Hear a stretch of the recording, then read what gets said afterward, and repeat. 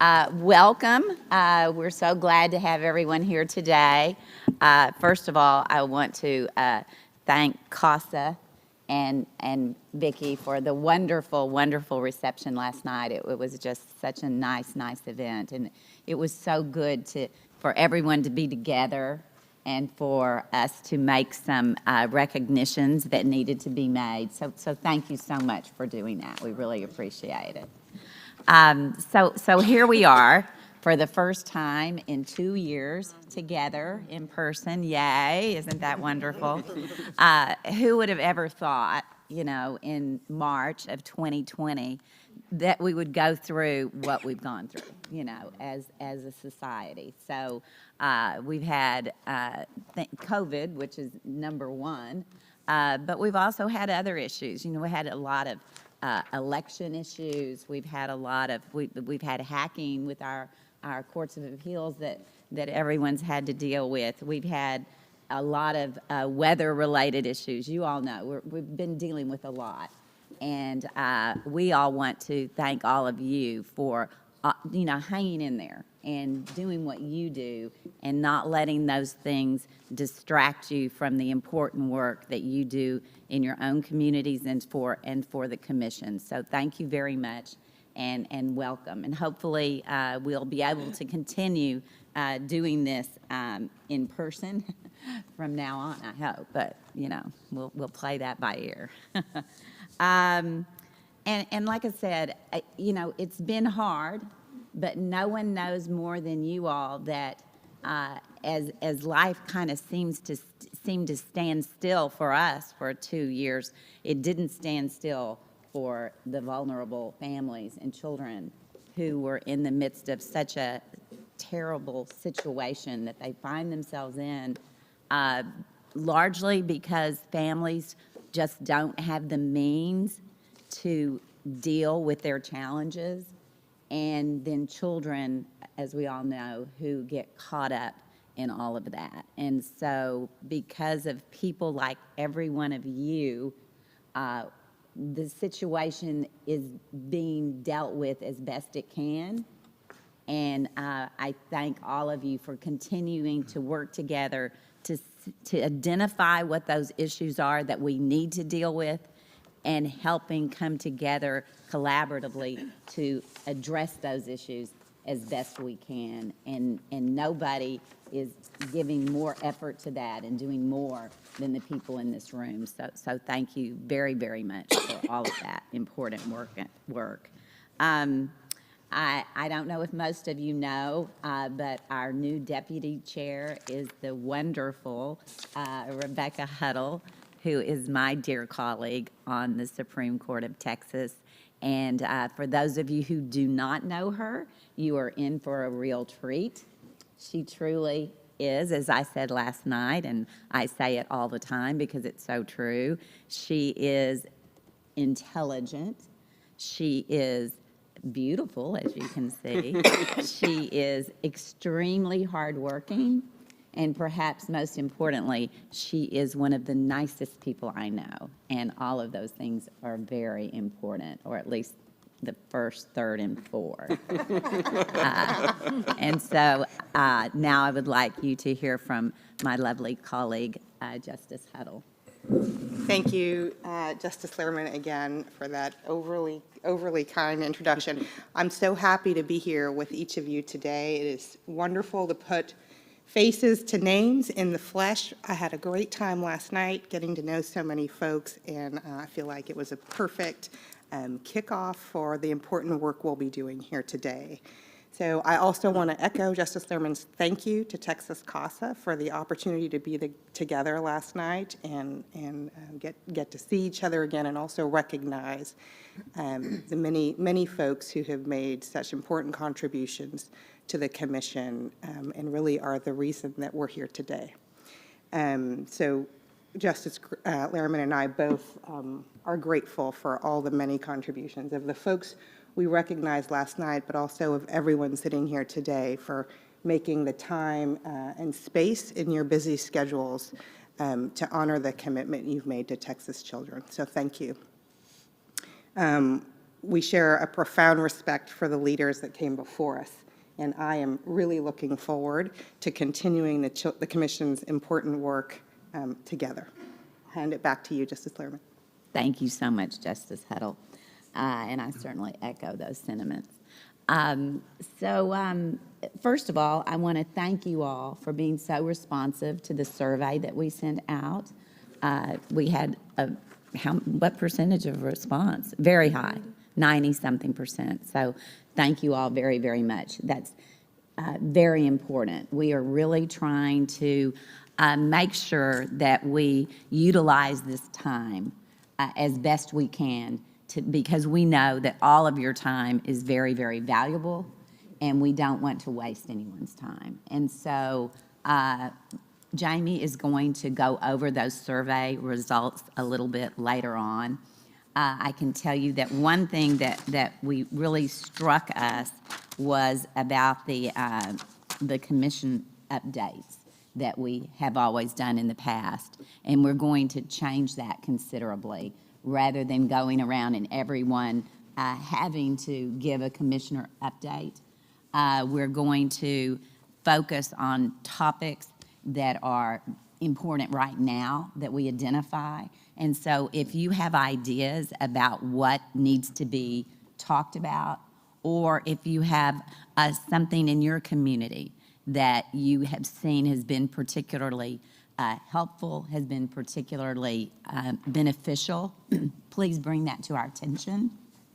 And then we will focus on having that as one of our topics.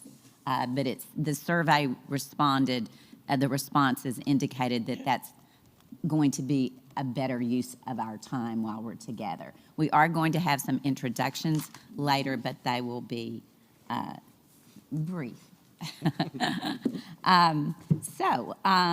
A few housekeeping things. We're going to break for lunch at noon, but we won't take any other breaks. But of course, if you need to step away, of course you can. You're not locked in this room. And if you get choked, like Judge Ferguson did last night, please get up and leave the room if you need to. Unfortunately, we had a serious situation. It could have been, but he handled it so well last night. But he was afraid to disturb what was going on, so he actually didn't walk out. And then Justice Huddle does what she does so well and flew over to save him. So we're glad that all worked out. So we are, the meeting today is being recorded by Zoom. It's going to be streamed by Zoom. So just remember that as you're kind of visiting with your neighbor, because we don't want that kind of thing to get picked up on the video, and you probably don't either. And we have microphones that are in, we were going to have these type of microphones at everybody's seat, but I'm not sure what happened, but you see those little flat microphones? That's what those are, microphones. And so you push it and the green light will come on, and that lets you know that you're being recorded. And you don't really need to focus talking into it that much. Please fill out the match forms. This right here. We have to have those back because they're required by the Federal Court Improvement Program grant. So be sure that you all fill that out, please. And as far as allowable travel expenses, including parking fees, can be reimbursed by the Children's Commission, and these printed reimbursement forms are available. Are they by the seats also? They're by your seats. If you lose it or whatever, you can access that form on the Children's Commission website after the meeting. And finally, on the Children's Commission website, there is a short bio of each of you. That was provided when you first joined the commission. Of course, a lot of things may have changed since then, and so if there are things that you want to change on that, then please let the staff know so that that bio can accurately reflect what you want it to say. So thank you very much. Now I invite you to look at tab 1, or it's page 9 in the PDF in the notebook that was distributed in advance of the meeting. This includes the commission committee and collaborative council membership, as well as staff. And we have quite a few changes that I would like to highlight today. So we have 6 new commissioners to welcome, and each brings a wealth of knowledge and expertise that we particularly focused on as far as what was needed to round things out here. And so I want to start with Carla Baker. Where's Carla? Oh, Carla's not here, okay. Well, let me tell you about her. She provided an inspiring presentation to the Children's Commission the last time this group met together in February of 2020. And she's been involved in the work of the Parent Resource Group for several years. She is a parent representative, and of course, obviously, she will bring so much knowledge and just personal experience to the commission that is vital for us to not put in a corner and to really focus on. And so she's going to really bring a wealth of experience to the commission. We have Elizabeth Farley. Is Elizabeth here? No. Do what? Oh, okay. Heather Fleming, yes, I'm sorry. And she's not here either. Yeah.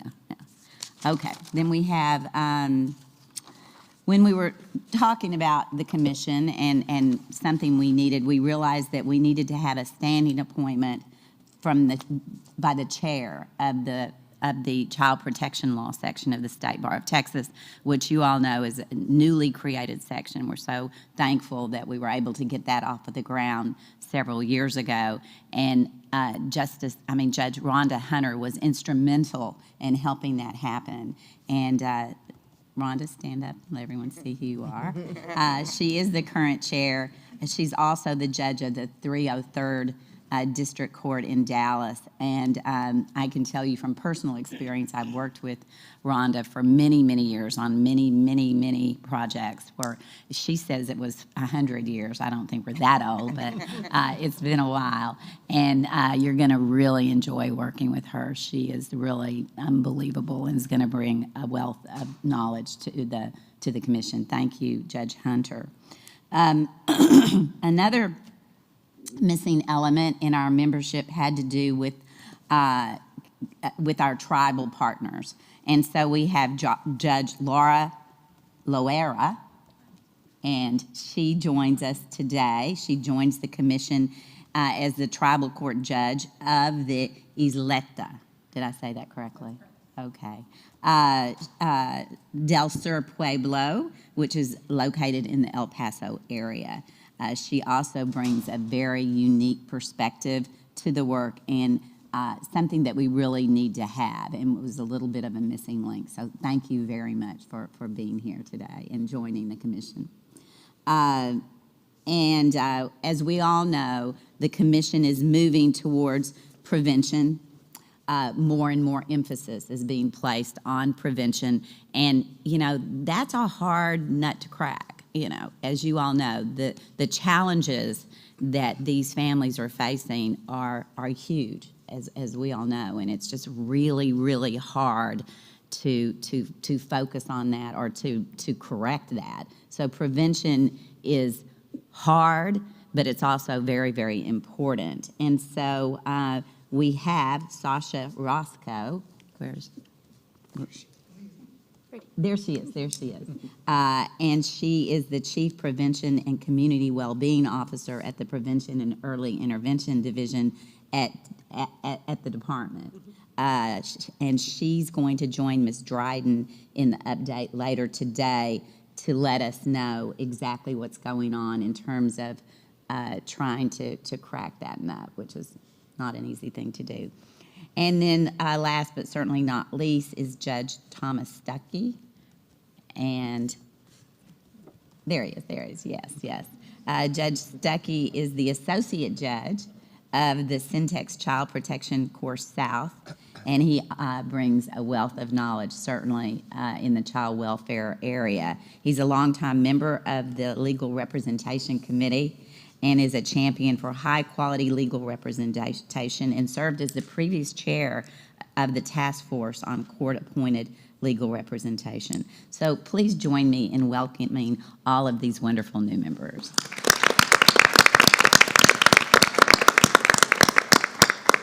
And so I turn it over to Justice Huddle. Thank you. We also have a few changes to committee memberships that I'd like to highlight. I'll begin with Judge Huffstetler. Here he is now the chair of the Legal Practice and Process Committee. Thank you for your leadership, Judge. Andy Homer retired from Texas CASA and rolled off the Systems Improvements Committee. Mr. Homer contributed to many areas of that committee's work, but especially in the areas of trauma and education. So we thank him. Judge Peter Sakai retired from the 225th District Bench in Bexar County and also rolled off the Systems Improvement Committee. Judge Sakai was a previous commissioner, and he also contributed to the committee's work in immeasurable ways. On the Data Committee, Jeffrey Suna Cowell will no longer serve on the OCA advisory, but Jeff Cox and Alejandra Pena of OCA will join that committee. So we look forward to their contributions. So please join me in thanking all of these folks for their service to the commission. There are next several new collaborative council members. First, Mikey Betancourt is the Director of Multidisciplinary Team Programming at the Children's Advocacy Centers of Texas. Next, Christine Jerdron is the Vice President of Program Development at the Family Initiative, also TFI, as it's better known. Tina Hosaka is the Director of Substance Intervention Treatment Programs at Texas Health and Human Services Commission. A few more. Brian Klass is the Training Director at the Texas District County Attorneys Association, or TDCAA. Teresa Thomas, who goes by Tricia, is the statewide director for the new Office of Community-Based Care Transition at DFPS. And finally, Ruth Ann Thornton is the Director of Child Support at the Office of the Attorney General. Each of these stakeholders we know will strengthen the collaborative council and inform the commission's efforts. We're grateful to each of these new members for sharing their time and expertise with us. Thank you. A few logistical updates. We are, as Justice Lehrman mentioned, being live streamed on the Commission's YouTube channel, and that will be archived on the Commission's website for the Collaborative Council and the general public to have free access. Written reports for the Collaborative Council members were requested in advance. For your reference, the information that was submitted is behind tab 5 in your notebook. We received submissions from the Texas Foster Youth Justice Project and the Texas Council on Family Violence. That's behind tab 5 or page 61 if you're following in the PDF. A couple of guests to mention. We'll have a presentation later in today's agenda by Commissioner Paula Bibbs Samuels, as well as guests Samantha Thompson and Brenda Keller, and we'll introduce those presenters more completely later in today's program. In addition to those presenters, I want to welcome Amy Starnes, who is the other person in pink in the room. Amy was recently hired at the Supreme Court and is our Director of Public Affairs. So welcome to Amy. She's a much prettier version of Osler. We are grateful to all of our guests for being here with us today. And another piece of business to adopt the minutes before I hand it back to Justice Lehrman. So the minutes from the September 17th, 2021 meeting are behind tab 2. I trust everyone thoroughly read the minutes, and or at least has had an opportunity to do so, and will assemble votes on the minutes verbally. Does anyone, to begin, have any corrections to suggest to the minutes? Okay, hearing none, is there a motion to approve the minutes from the September 2021 meeting? Thank you. All in favor? Any opposed? Okay, the minutes are adopted and approved. Justice Lerman. Thank you, Justice Huddle.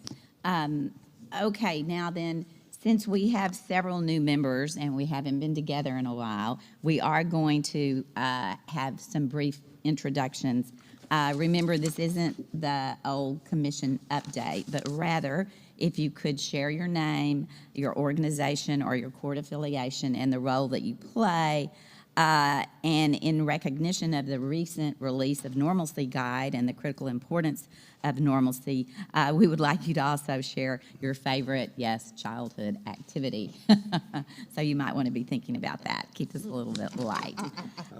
So we'll start out with Judge Gary Coley. I'm Gary Coley. I'm judge of the 74th District Court. I'm in McLennan County, Texas, and I'm the referring court for the Syntax Child Protection Court North, and love the time on the commission, and my favorite childhood activity was probably playing some pickup football out in the neighborhood with some guys. All right. Thank you so much. Here. Judge Rosie Alvarado.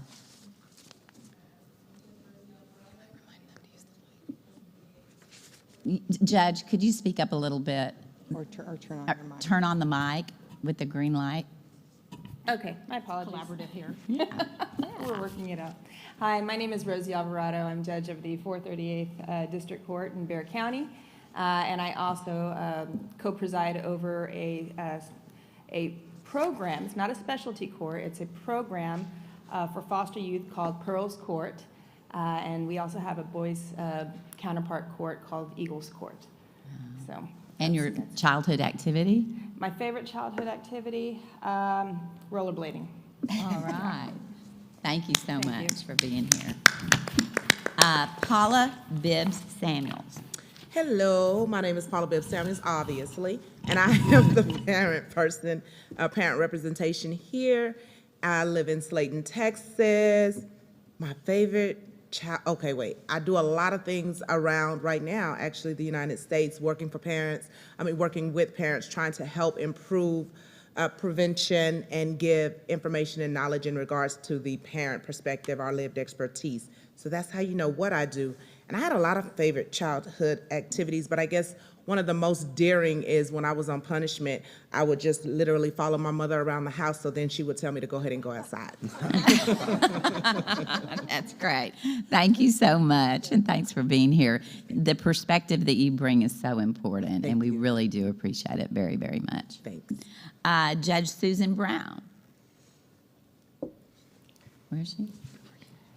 I'm Susan Brown. I'm the regional presiding judge for the 11th Administrative Judicial Region, which is a mouthful early in the morning. And where is that exactly? So my counties are Harris, Fort Bend, Brazoria, Wharton, Galveston, and Matagorda counties. I have the smallest land size region and the largest number of judges. You've got your hands full. Sometimes. Some of my judges are in the room, so and I'm also just about to jump off the cliff and start a Pearls Court with the help of the Bexar County Pearls in Harris County. So that will also provide resources to the rest of the kids in my surrounding counties. And my favorite childhood activity probably was, lived in a great neighborhood. We played a lot of hide and seek and a lot of games outside, so Wow. I think it would be that. Thank you so much, Judge. Justice Julie Countess. Good morning. Hi, everybody. I am Julie Countess. I sit on the First Court of Appeals in Houston. Covers 10 counties. I'm lucky enough to have an office in the same building as Judge Brown. whose experience and expertise is pretty much the most valuable in the courthouse, I think, potentially. And I'm super excited about the Pearls Court, and also to get to see Rosie in person. We've presented virtually at a conference, and now we're all in that phase where it's like, oh, I know you, but I didn't realize I've never actually seen you face to face. So I'm just grateful that we're all here today. And my favorite childhood memory, I have to say, is my mom would drop me off at the Amarillo Public Library in the summer and go run her errands, and I would stay there all afternoon and just have the whole choice of books to myself. I kind of miss that. So anyway, glad to be here. Thank you so much, Justice. Yeah, those were the days with the libraries, you know, it's just wonderful. Okay, Miss Deneen Dryden. Is this working? Okay, thank you. Deneen Dryden, I work for DFPS as the Associate Commissioner for Child Protective Services. My childhood activity would be on the farm making mud pies. Thank you so much. And the living Judge Roy Ferguson.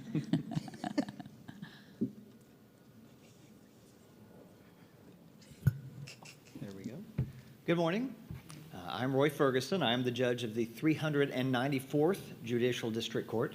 I am the inverse of Judge Brown over there in that I have the largest geographic area with the smallest number of people. It's 20,000 square miles and 25,000 people. I do handle all CPS cases in far west Texas, not including El Paso, of course. I would say that for normalcy purposes, every Friday night, being from Houston, anyone else from Houston may have done the same, all of the junior high kids in town went to the roller rink every Friday night for years. And then when it wasn't that, those of you who know me well also know I grew up in the original trilogy Star Wars era, and I spent just about every Saturday at the movie theater, seeing whatever big sci-fi movie was out. So movies were a big part of my life, so thank you. Thank you, Judge. And Miss Ann Helligenstein. Uh-huh.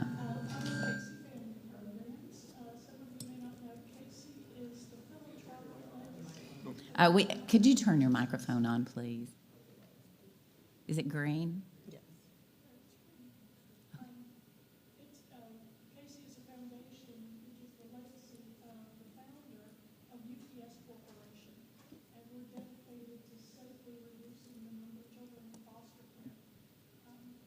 My favorite childhood activity was playing kickball in the street. I grew up in New York, and that was the best thing to do. The whole neighborhood would come out and we would play kickball. Was that in Manhattan? Brooklyn. Oh, wow. That's great. Thank you so much. Now then we have Judge Randall Huffstedler. Good morning. Thank you, Justice. I'm Randy Huffstedler, Judge of the 300th District Court. I am one of the mentees of Judge Brown. She does a wonderful job as our presiding. This will be my last year on the bench of 24 years. I'll be retiring at the end of this year. And yes, I am counting when that would be. But it's in Brazoria County, just south of Houston. And my favorite childhood activity, my dad was my scoutmaster, so anytime we got to go camping, that was our fun time. Oh, great. Thank you so much, you. Judge. Just let us know how that retirement goes whenever that day happens. And Judge Rhonda Hunter. Good morning, everyone. That's right. Got my technician here. Just I'm Rhonda Hunter. I'm judge of the 303rd District Court in Dallas County, and I've been a judge for less than a year. Almost there, but I've worked in this field for about 35 years and have some great associations, including Justice Lehrman. I'm here serving as a commissioner because I am chair of the Child Protection Law section of the State Bar of Texas. And I also have a specialty docket for high-risk children and individuals. So we're trying to work on the prevention area as well. My favorite childhood activity, well, one of my favorites was going to the Bishop College football games and watching the majorettes and the and the dancers and the football, and my dad would be in the press box announcing. So that was a great experience. Oh, I didn't know that. Yeah. That's fun. Another tidbit on Rhonda is her sister is an ordained Presbyterian minister. Presbyterian minister. And so was my dad. He Yeah, did lots yeah. of things. So she's got a lot to offer. So thank you, Judge. Judge Laura Loera. Hi, good morning.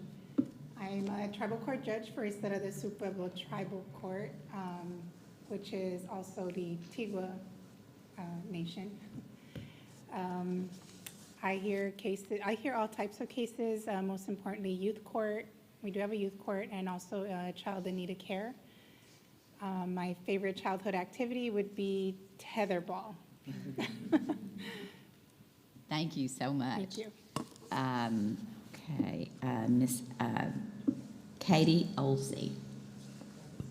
Hi, good morning. I'm Katie Ols with the Texas Alliance of Child and Family Services, and I'm here representing community-based organizations that provide services to the prevention division and foster care, adoption, also the community-based care areas. And my favorite childhood activity, I grew up in the Midwest, so when it was cold, which was many months, I would obviously bake in my Easy Bake Oven for my Cabbage Patch Kids and Barbies so we could have a tea party. So that's what I did. Great to be here. Thank you so much. Let's see, Miss Sasha Roscoe. Is this on? Yes, it should Okay. be. Well, you already got introduced to me, and I think I also have some time later to talk more about what the prevention community well-being area does. So I'll just skip to my favorite childhood memory, and I think my go-to was reading. I think that was definitely, and it didn't matter, read in a tree, read in a car, read in a, in my room. I was constantly had a nose in a book. But I think the most magical memories, my parents were young, and we got together with a lot of other families, and it was just that magic that happened when you found another kid to play with, even if you didn't know that you'd first met them for the first time, or they were kind of long family friends, and you just take off and have that imaginative play, and you don't want to go home. Those were kind of the magical moments. Thank you. Judge Frank Rind.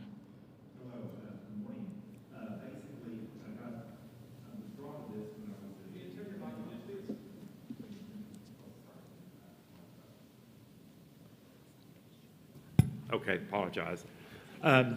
When I was a family court judge in Harris County, we started hearing a lot of CPS cases, and I was drawn to the hope to make a difference in children's lives. And we actually had some tools to do that.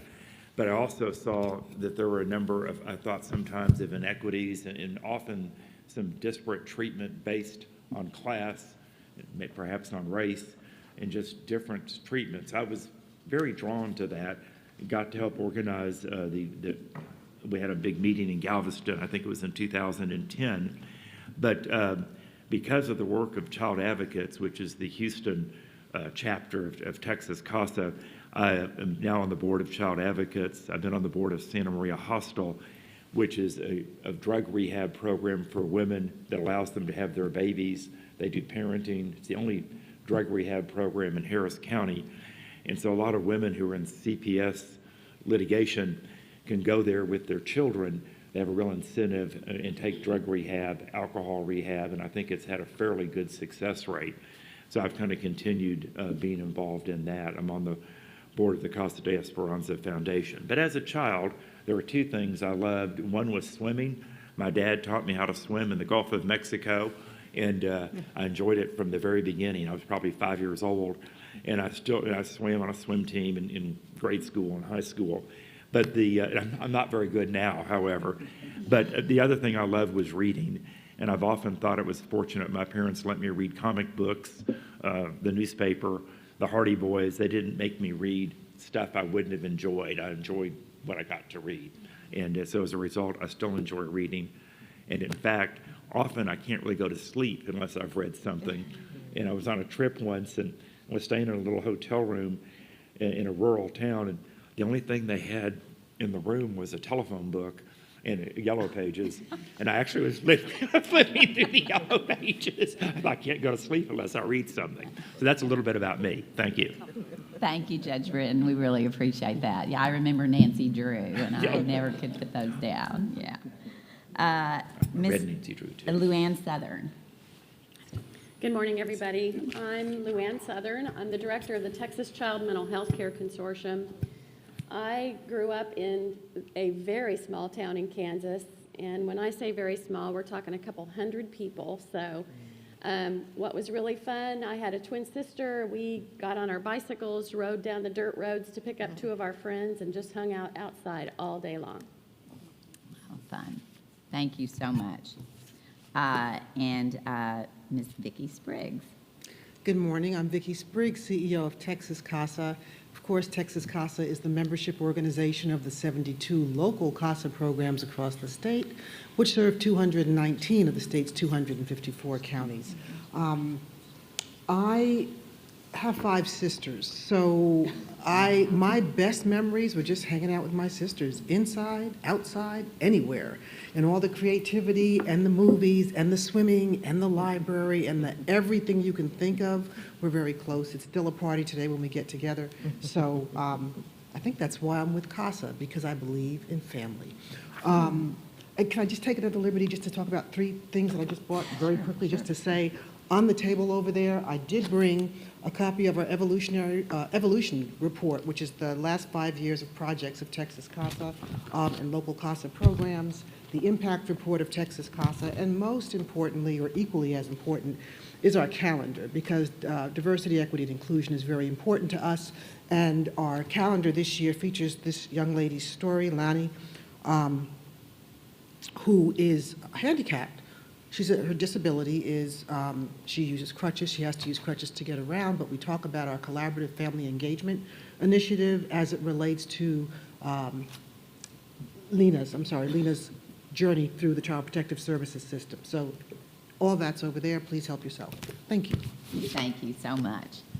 And Ms. Therese Stevenson. Good morning. I am here representing the Texas Child Welfare Funders Group, which is a relatively new group of staff members and founders, trustees of philanthropic organizations that have a high concern for kids in care, but also for vulnerable children. So prevention is also a huge interest for most of the funders. And, you know, what we're really trying to do is seek ways to support our service providers and you know, some of our public entities in ways that perhaps public funding, you know, is not covering some of the things that they really dream about doing. And that's what really excites us, is sort of to support dreams that really impact kids. I'm also on staff of the Reese Jones Foundation in Dallas, Texas. We have a huge concern for kids in care and vulnerable children. So I was a latchkey kid with a single mom, and what do you do when you have to stay home safe while your mom's still at work?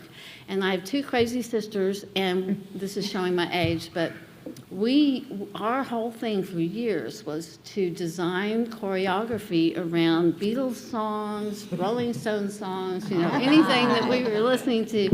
And don't ask me if I can dance now, but we could really dance then. So now we know what the entertainment will be for our next reception. I can't wait. Okay, Judge Tom Stuckey.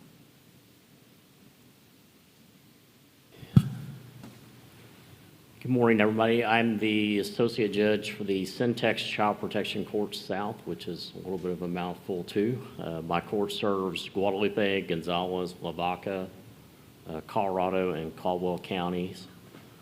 And I've been on the bench for, I think, a little over 6 years now, previously with the department before that.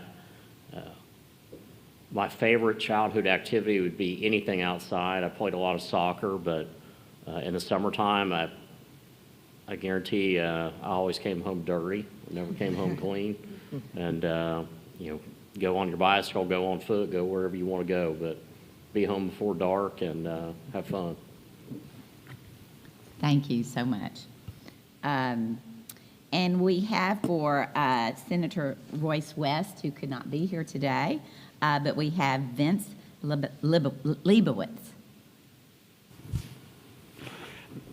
Good morning, Madam Chairwoman. Thank you so much. I'm attending on behalf of State Senator Royce West, who, as most of you know, has represented District 23, comprising a large portion of Dallas County since the late 1990s. And I have the privilege of serving as his legislative director and managing the child welfare agencies and human services agencies for him. I am not advised what Senator West's favorite childhood memory would be, but I will tell you that my favorite childhood memory was probably hanging out around and behind in the woods near my dad's dry cleaners when I was a kid in a small town. That's great. Thank you so much. And we have one of our wonderful advisors here today, Ms. Sheila Craig. Good morning, everyone. I'm Sheila Craig. The mic. Oh, there it is. Okay. Can you hear me now? I am currently the director for the Civil Rights Office in Health and Human Services, and we serve State Health Services and DFPS as well. And I come in every day excited about my job because we also get to incorporate concepts around equity, diversity, and inclusion, which is really new to the Civil Rights Office and new in terms of how it will be incorporated in the agency. So we are in the process of reimagining civil rights in health and human services, so I'm excited. My favorite childhood activity, memory, is probably everything that I did with my dad. My dad died at 40, and I was 11, so any memory, any experience, but particularly, he would always get involved in activities that we did as kids, and so I'm probably gonna date myself when I say this. I don't know if you all remember the metal skates. Don't raise your hand, people might know. You might be telling on yourself, but when the skates got old, we would get a new set every Christmas. And we would take our old skates and we would build skateboards out of the 2x4s. So I grew up with 3 brothers, 2 older sisters, and I did the girly stuff, but I had more fun with my brothers. And so they taught me how to build a skateboard, and we would ride up and down the street. I grew up in the Irish Channel in New Orleans, near the river, and when we were exhausted, then we would sit down in the evening just before nightfall, and we would tell stories. And so I'm still a storyteller today. And with my grandkids, they call me Yaya, the storyteller. And so they say, tell us a story with your mouth. So I go to their school and I tell stories at the school and wherever people will listen. Did you learn how to cook that great food from New Orleans? Oh my gosh, yes, I cook gumbo and etouffee and Now we know we're going to have entertainment and good food. Hey, yeah. C'est bon. That's great. And we have our jurist in residence, Judge Rob Hoffman. Thank you, Justice Lerman. Good morning, everyone. It's great to see you all. My name is Rob Hoffman. Thank you, Judge Ferguson. I'm the district judge for the 452nd Judicial District Court out in Mason, Menard, McCullough, Kimball, and Edwards counties. Like Ms. Craig, I think I'll talk about my dad as well today. Probably my favorite memory nowadays is thinking about way back when my grandfather and my father and my mother and I would round up cattle and Angora goats on horseback at our ranch. So, good memories. Wonderful, thank you. Speaking of your grandmother stuff, my cup, y'all, this is my best Gigi ever cup. Our 2 little precious grandkids, so I take it everywhere I go. Yes. And so, thank you all so much for those great introductions. I think that we would be remiss if we didn't have Jamie tell us what her favorite childhood activity was. Hi, everyone. I'm Jamie Bernstein, Executive Director of the Children's Commission. I'm so thrilled to be here with you all today. and hello to everybody out there in the internet. My happy place as a child was the soccer field. I was a shy kid, and that's really the place where I came into my own. I put it all out there, left it all on the field, and always left with a smile on my face. So, Great. Thank you. And of course, Justice Huddle, what's your favorite childhood activity? So I also loved soccer in high school, but as a younger child, it was really anything that was outdoors. And so there were lots of kids on our block, and we would all assemble outside, and we did dodgeball, kickball, kick the can, you name it, until all of our mothers would stick their heads out the front door and yell for us to come home. That's great. And I'll tell you mine. When I was 3, I was very shy, and my parents were concerned that I was going to be shy. Isn't that interesting? And so they, my mother and dad put me in dance lessons when I was 3 years old, and I took dance lessons for 12 years. So, and so I love ballet. I love dance. I love tap. I love all of that. But I can't say that was my favorite thing to do. My favorite thing to do was I grew up in Baytown, which is close to Houston, and across the street from our home was a ditch. You know, this is Baytown. And so my dad, who was a doctor in Baytown, would take me down there with the neighborhood friends, and we would go crawfishing. You remember crawfishing? And so we would get the string, and we would put bacon around something, I don't know, a rock, I guess, and we would go and we would catch crawfish. And I mean, I spent a great deal of my childhood in a ditch. So that's mine. Thank you all so much. That was fun. Now then, I'm going to turn it over to our wonderful executive director, Jamie. Up to you. Over to you. thank you, Justice Lehrman. And I'm very grateful to be here with you all in person. This is something we've dreamed about and planned a long time for 2 years in the making. And the day that I look forward to next is the day when we can welcome back our committee members and our collaborative council members. But for health and safety concerns, we just limited attendance today to commissioners, and we're very glad that others are able to access this meeting via YouTube. It's very important to us to have that transparency to be publicly available at all of our meetings. So I will kick off the staff updates, and I will be passing it on to the other members of our team. But before I do, as kind of a point of privilege, I'd be remiss if I didn't mention the hard work and dedication that's gone into this with our team. And I just want to thank everybody for all their preparation and hard work to make today a success. A couple notable standouts that I have to mention are our Assistant Director, Milbury Rainey, who's my right-hand gal, Monica Mahoney, Tiffany Edwards, and Patrick Passmore, who have all done the negotiations with the hotel and made all of the arrangements for us to have a nice meeting here today. So thank you all very much.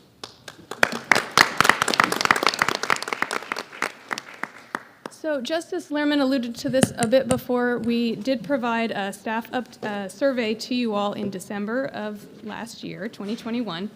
And I just want to express our commitment to continuous quality improvement. It's really integrated into the Children's Commission and the Court Improvement Program, that we always want to be evolving in a positive direction, and we really want to make the best use of your expertise and your time and talents.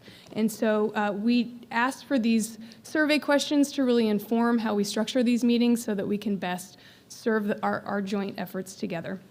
So I'm going to go over just a couple of data points, and I'll explain them briefly. So here on the left, the circle is, the first question was how many meetings we would have in person. So we all know we're in a brave new world with the virtual space, and we wanted to gauge the comfort level with coming in person, and also the convenience and accessibility of virtual meetings. So the greatest percentage of responses was a preference for 2 in-person meetings a year. And we've already announced our meeting schedule for 2022, and something a little bit different that we're also doing is getting back to a quarterly meeting basis. So we've added a 4th meeting in November. So the tentative plan would be, unless we hear feedback that's different from you all, would be to do this February meeting in person, do the May meeting as a virtual meeting, do the September meeting in person, which is when we vote on our proposed slate of activities and budget for the year. We think that's important to be together for that meeting and that vote. And then in November, that's really the time where technically commissioners are rolling off. That's when the court orders expire, and also when we're welcoming new commissioners. So we thought maybe our November meeting could be dedicated to some of the welcoming that we were able to do today, because we haven't had a meeting since September, but if we could do that in November as a virtual meeting, and that would kind of be the purpose of that particular meeting. We also asked you about what your timing preference was for the length of the meetings, and you'll see here the red bar graph is in-person timing, and the blue is virtual.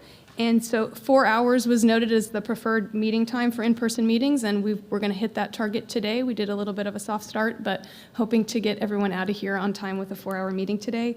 And 2.5 hours was expressed as the leading contender in the virtual meetings. So I just wanted to share those results with you all, and when we schedule the May meeting, it'll probably be, we'll aim for 2.5 hours.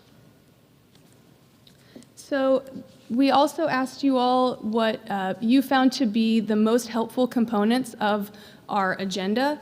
And you'll see here a notable standout is special presentations, that we're putting our focus on things that are urgent and of most interest and cutting edge.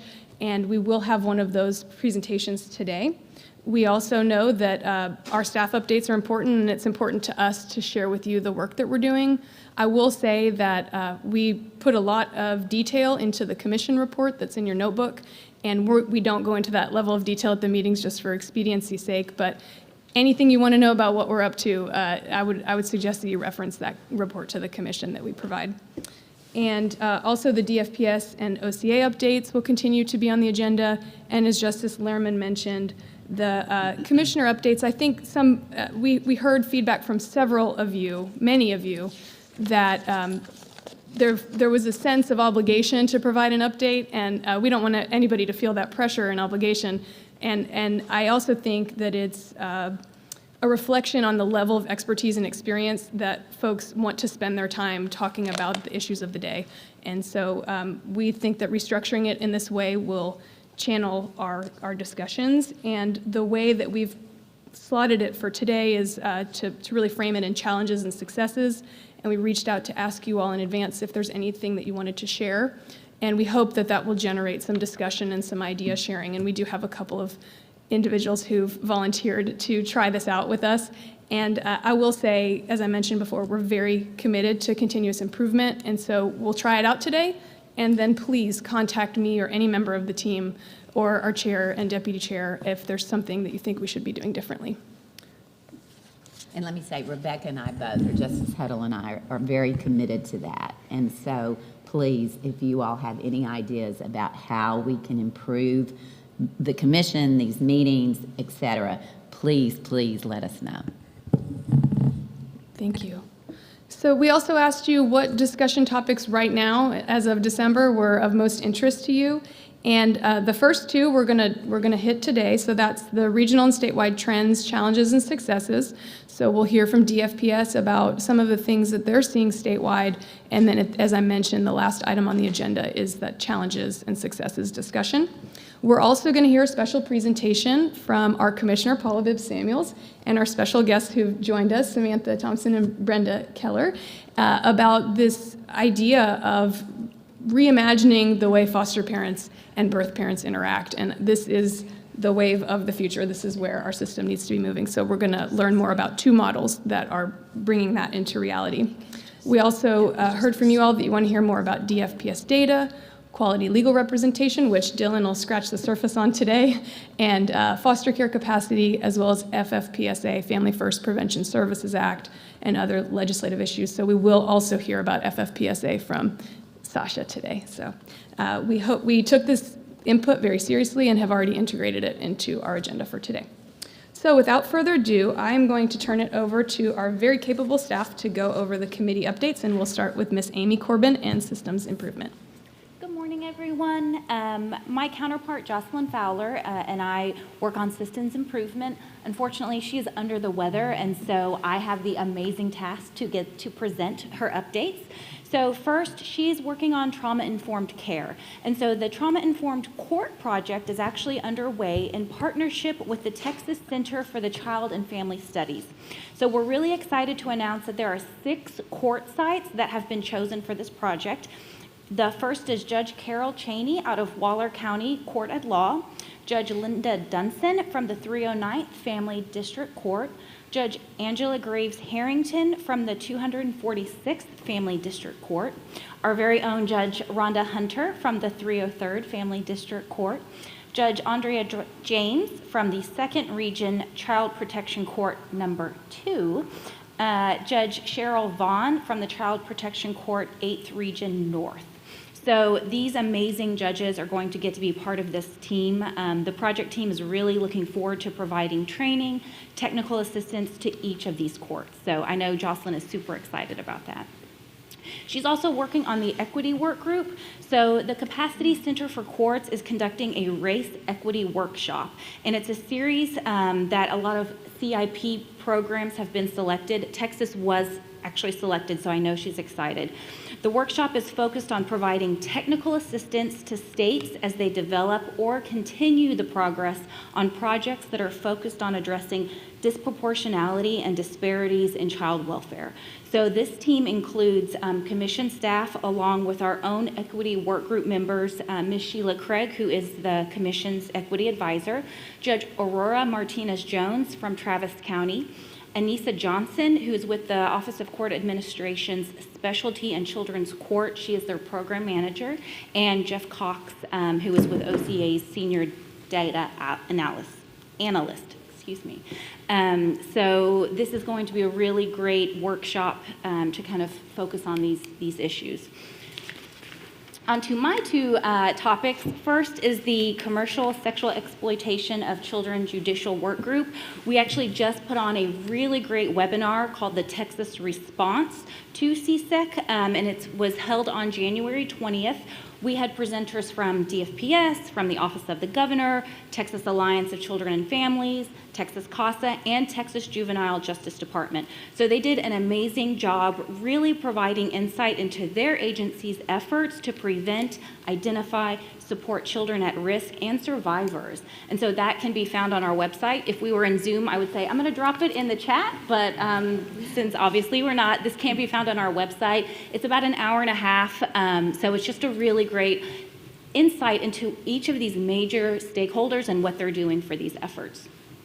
This year also, the Commission is going to be hosting a roundtable. So we're going to help evaluate the Forensic Assessment Center Network, also called FACN, in accordance with Senate Bill 1578. So we're going to invite over 40 people from the medical community, legal representatives, parents with experience, and other child welfare stakeholders.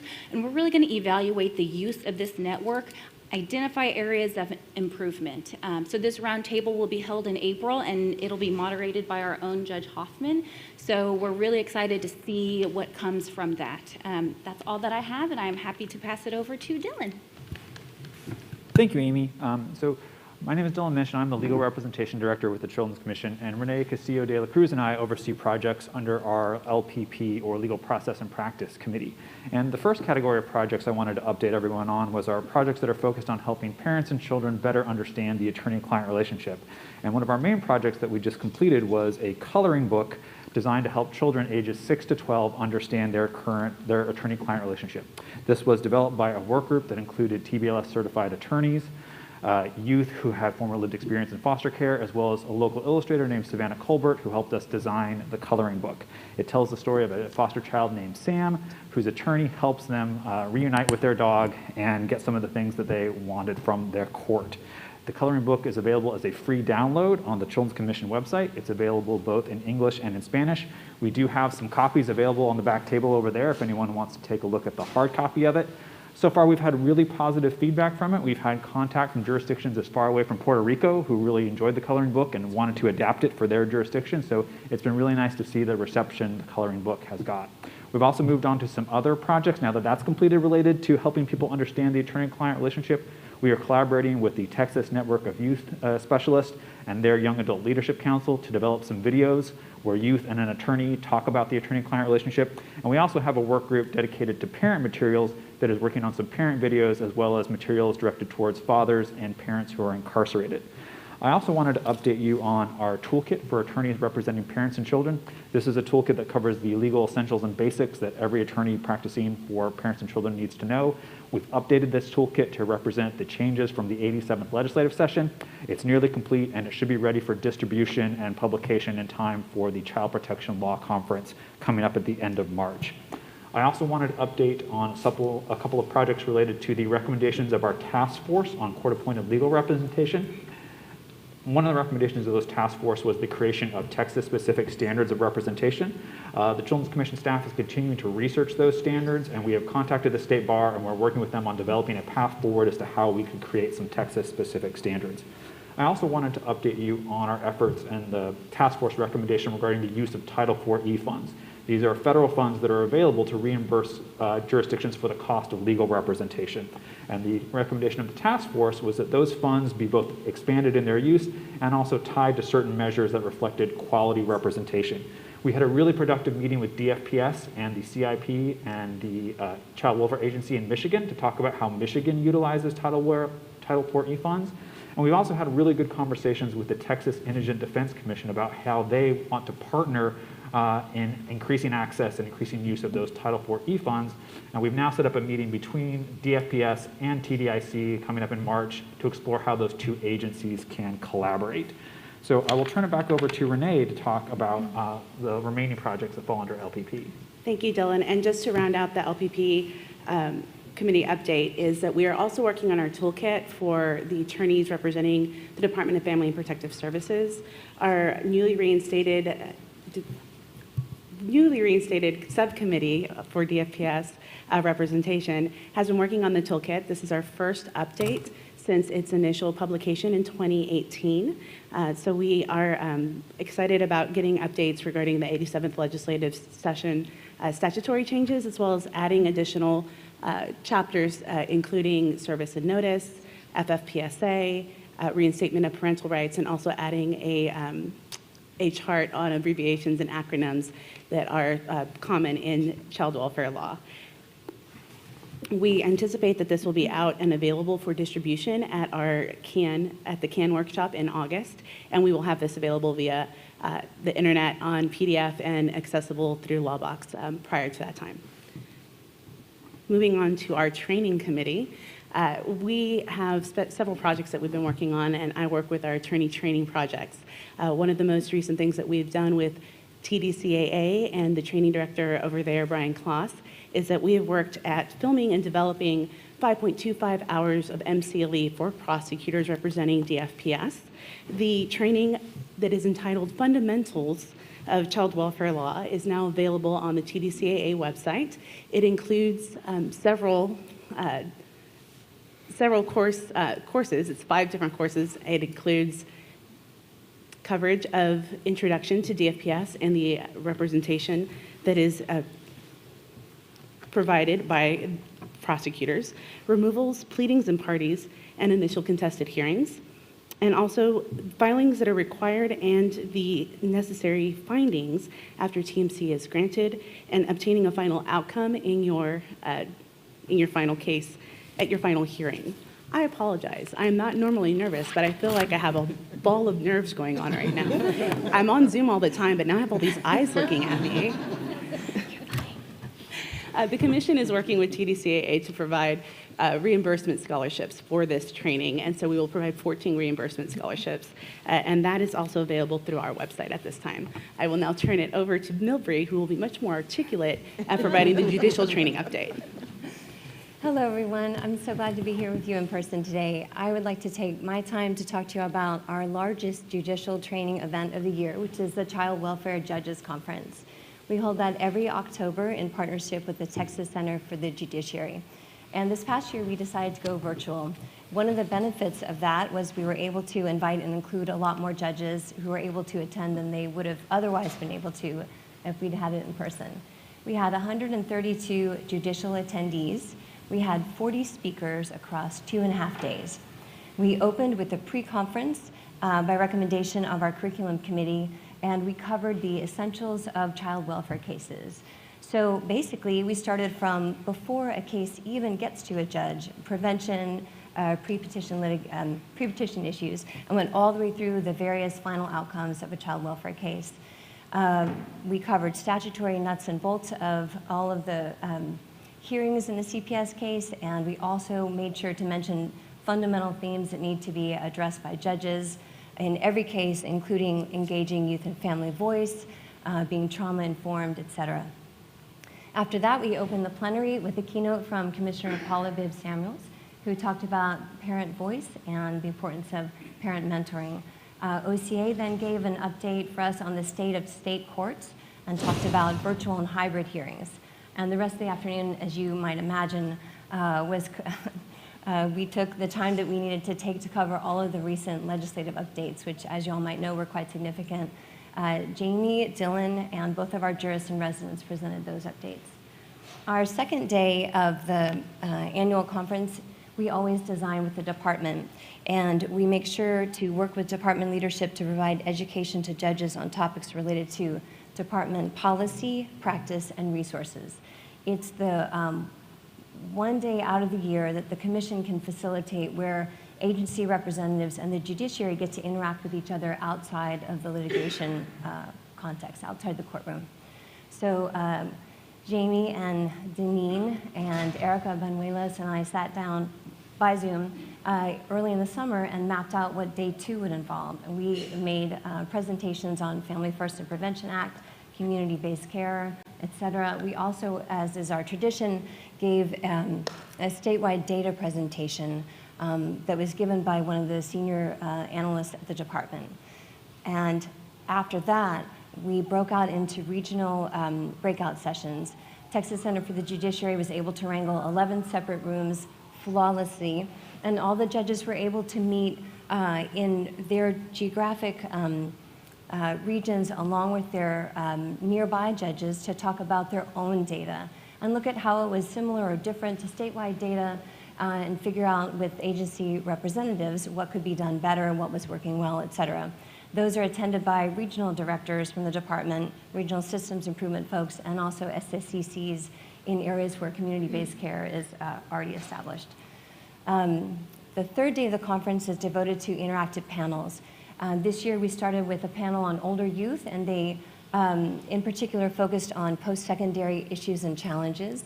We moved on to a panel on kinship issues, and then we closed with our, it's hard to say which one is a favorite, but this might be it. We had a panel moderated by Judge Hoffman of retiring judges who gave us their wisdom and experience and talked about judicial leadership and innovation. We're already in the planning stages for this next conference, and look forward to telling you all more about that when we meet next. And I'll pass it back to Dylan, who will tell you about the work of the data committee. Thank you, Milbree. So our data committee is devoted to developing both specific data projects and making sure that all the data commission activities are sort of data informed, so we can make sure that we're practicing continual quality improvement. One of the major projects that we have right now is our study on the efficacy of virtual and hybrid hearings. We're collaborating with OCA, including our data committee members, Jeff Cox and Alejandro Pena, to assess data to try to identify best practices for virtual or hybrid hearings. And I'm pleased to report that work on that study has already begun. A review of CPCMS data for fidelity and accuracy has been initiated. Court observation and data mapping tools are being developed, and surveys for court staff and other participants are currently being drafted. And so we're happy to get that study going, and we're hopefully going to be able to report the results of that study within the coming year. I also wanted to make an update on the data committee's evaluation of the Dallas and Houston PMC courts. The evaluation team reached out to 2 sets of stakeholders about their experiences in those courts. One, a set of CASA supervisors, and other set was the attorney ad litem's who practice in those jurisdictions. And that included focus groups of those participants, surveys, as well as individual interviews. And those results were then broken down to identify sort of 2 common themes. One, which is how those participants defined well-being for children in PMC, and another about how that well-being connected to court practice. So the identifying aspects of well-being were going beyond safety. So they really felt that well-being for children in PMC was more than just physical needs, but a holistic concept of well-being. They also found that listening to child's voices was an important aspect of well-being. that children really deserve to be heard and have the time and the space to express their individual opinions and needs. And the last commonality that was identified was having normal lives, that children in PMC really wanted to be able to do normal things and have lives that were typical and similar to other children their age who are not in foster care. They then asked those same participants what were the court practices they felt really supported those aspects of well-being. And what they found was that the court practices that were helpful to support well-being were holding professionals accountable to make sure that hearings were held more frequently, that they were more in depth, and then that practice really helped keep momentum on the child's needs and make sure that those needs were addressed timely. They also found that a court practice of creating a child-focused court where the court really prioritized the child's individual strengths and needs and catered the services to the specifics for that child. They also felt that the court practice of fostering genuine relationships for the child, so not just for the child's placement, but other important adults in that child's life, was really a key to supporting this placement and the stability of that child.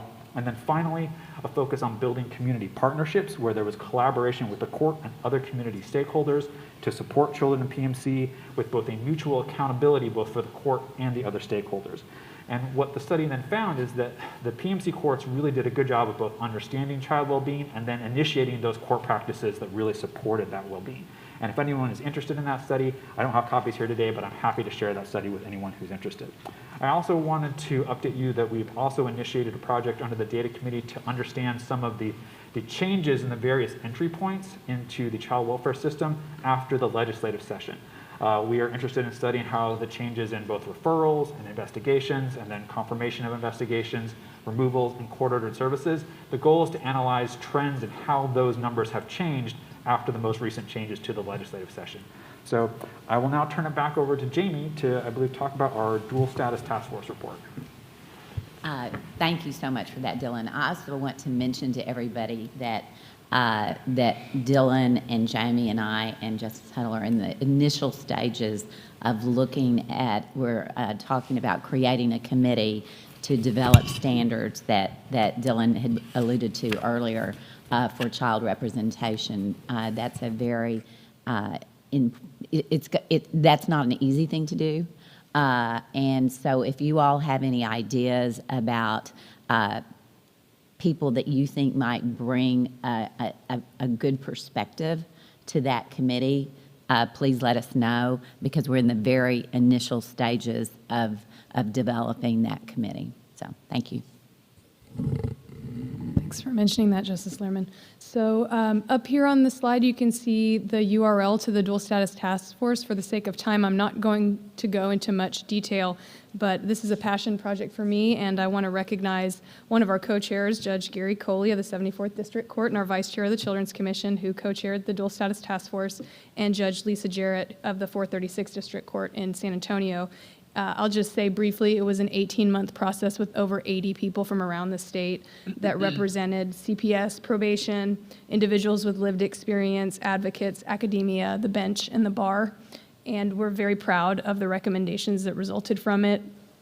These are the categories that reflect the work groups that were created under the task force. And I should back up just 1 second to say, dual status refers to a child who's involved in both the juvenile justice and child welfare system.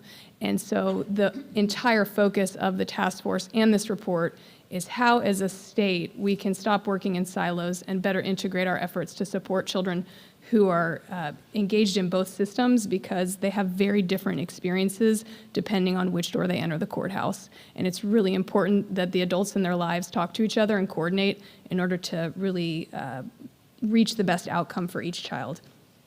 So the recommendations are outlined at length in the report. I'm not going to go over them here, but I did want you all to be aware that this is a priority for us and me personally, and we hope to resume the work groups in the summertime. I also wanted to mention very briefly, and those who are here with us have a printed copy of our 2021 annual report. And I just have to acknowledge Jessica Arguijo, who created the design of this from scratch, and a lot of blood, sweat, and tears went into it, and I think she did a beautiful job. And I also just want to mention that our theme this year, as you can see from the photos, is renewal and growth and planting seeds for the future. This work is often very difficult, and it's important for us to see the hope in what we're doing and to remember the children as our focus, and that what we do now will reap dividends for many generations to come. So that's what we tried to highlight in this year's annual report. I'm going to turn it over briefly to Patrick Passmore to give a financial report. Thank you, Jamie. The financial report is either up here on the slides or you can find it on tab 4. Starting at the top, you can see that we have received our FY 2022 grant funding, bringing our available balance for this year to just over $3.5 million. We do anticipate, as in past years, that we could get another disbursement. It would be small, and that's usually around May. So we'll update you on that at the next meeting. So you'll see here that some of our categories are expanded. Those are indicating where changes have been made. Like I had mentioned in September, we anticipated some fluctuation in the amounts needed as we come out of COVID and we start to deal with other projects. So starting with the commission projects there, systems improvements, you'll see that asterisk. The commission has for many years included funding to support county, state, and national child welfare leaders and organizations. And this wasn't in the current budget. That's going to be our assistance to local jurisdictions, which is in goal 1. So we've increased systems improvement by $5,000. That's going to be all for this slide. Scholarships has not changed, and as Milbury mentioned, most of those are coming up, so we'll give you an update on those in the future. For our grants here, we did, back in September, we had not determined whether or not DFPS's regional attorney training was going to take place this year due to COVID. Since that time, they have secured a venue, and we did modify the budget there to include $13,000 as we have in the past to support them with that training. Most notably on the grant section is going to be the reduction in the TCJ grant. As Milbury mentioned, it was a last-minute decision to have the Child Welfare Judges Conference go virtual, which saves an incredible amount of money, so much that we went ahead and amended the grant. So initially that was at $286,000, and it's currently at $135,000. So we reduced it by $151,000. So we added an additional court, as Amy mentioned, one of Jocelyn's projects for the trauma-informed court project with the Texas Alliance for Child and Family Services, and we're still negotiating the amount that we will increase that grant by to support that extra court. So that's going to be all on this one. So wrap everything up. You can see all of our expenditures and revenues here. Right now, we're anticipating an approximate carry forward into FY 2023 of $1.2 million. Thank you, and we'll wrap up our staff updates with our jurist and residence update. Judge Hoffman. Thank you, Jamie. Again, let me say it's really great to see everyone here in person again. I'm a little bit like Renee. I'm a little nervous. It's kind of awkward being back in person, but it is great to see each and every one of you, and especially our new commissioners over here. I probably know Judge Stuckey the best. Y'all, he is an excellent judge, and we're very lucky to have him here. And he's also an Aggie, just in case you were wondering. So it's great to be here. I'm going to give the presentation today for our jurist in residence update. As you can see, on behalf of myself and Judge Piper McCraw, she wasn't able to be here today. I know she really is missing being here. She had an unavoidable conflict, but she does send her regrets. It's been a pretty busy 5 months since our last meeting. We spent a lot of time working on many different things, including the court's emergency orders with regards to dismissal dates, which was a lot of fun, as well as other things. But today I'm going to present mainly on the Reasonable Efforts Judicial Academy. Reasonable efforts, does anybody know what that means? It's something that we have heard about for a long time, but maybe haven't been thinking about as much as we should have. We had this Reasonable Efforts Judicial Academy online virtually just a few days ago, back in January on the 27th and 28th. In collaboration with the Federal Capacity Building Center for Courts, we worked on the curriculum and presented what I think was a great academy. We had 22 judges attend from across the state. 16 of them were Child Protection Court judges, and Judge Loera was actually with us, and that's the first time I got to meet her, and I think we had a good time. The curriculum was really good. We had a presentation on federal and state black letter law that was presented by Legal Representation Director Dylan Minch. I had a presentation about the art of making reasonable efforts findings. That was about an hour total, but really the whole rest of the 2-day or 1.5-day period was hands-on and experiential as I have here in my notes. There were 4 simulations where judges worked through and actually got to make reasonable efforts rulings and different fact patterns representing various stages of the child welfare case. And I think it went really, really well. Besides myself and Judge McCraw, Judge Angela Graves Harrington was on the staff and faculty. She did a great job pretending to be a youth, I believe, and had a lot of good feedback there. And also commission staff helped us as well. We had some really good feedback.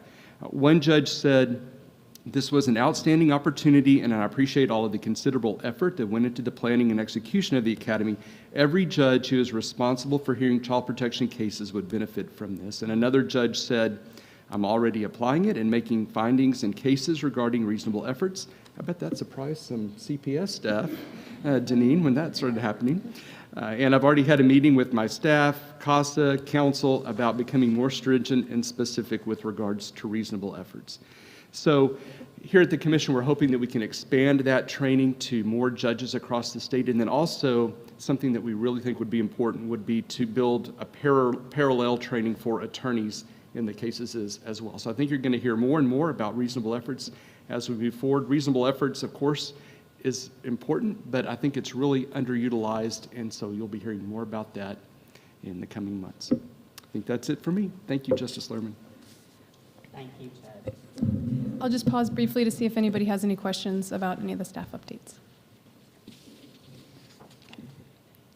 Thank you so much. Pass it now to Justice Huddle. Yes, well, thanks to everybody, Judge Hoffman and all of the staff for those good reports and for all of the work covered in all of those reports. We appreciate that.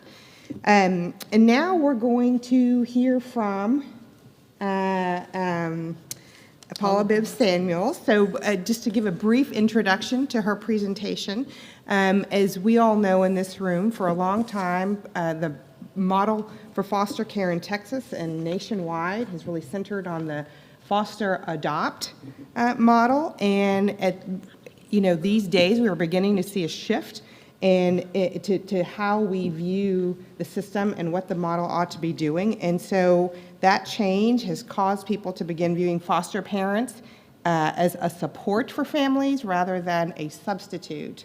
And so under that approach, daily caregivers provide help and sometimes mentoring to parents and encourage and support reunification. And so today we're going to hear about 2 models that are growing under this kind of theory. First, we're going to hear from Paula Bibbs Samuels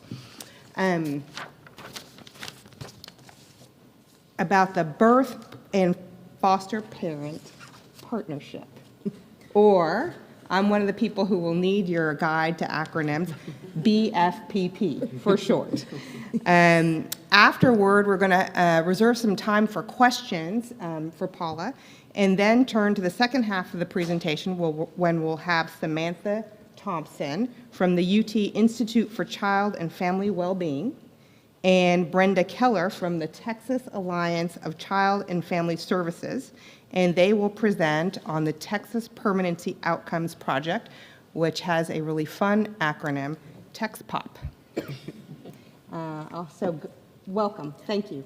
Thank you. Thank you all. Thank you for the opportunity. Can you hear me? Because I'm loud. Okay.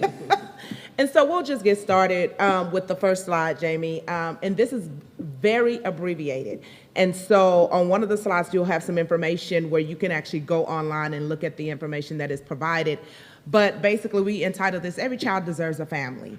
And we are going to talk about what it means for the birth and foster parent to have a true partnership. We say it a lot, but we're going to talk about what it actually means to have that partnership. Next slide, please. I'm learning how to do that. There you go. You can download this BFPP relationship guide, and as you can tell, that's very small, but we can provide that to you, and it's the HTTPS, semicolon, all that wonderfulness. But if you go there, then it will give you some information, it'll give you some stories, it'll give you some data, it'll give you a lot of information that support the idea that when a birth and foster parent have a true partnership, the outcome for the family and the children is much better than what we normally see. Next slide, please. And I just told you the purpose because I never go in order, so we're gonna go to the next slide. That's just who I am. So we have different objectives, obviously, but all of the objectives that we have are centered around building and supporting and keeping. You wanna build a relationship between your birth and your foster parent. You wanna support that relationship. And I have a wonderful example for all the women that are above a certain age. We use Spanx. We used to call them girdles.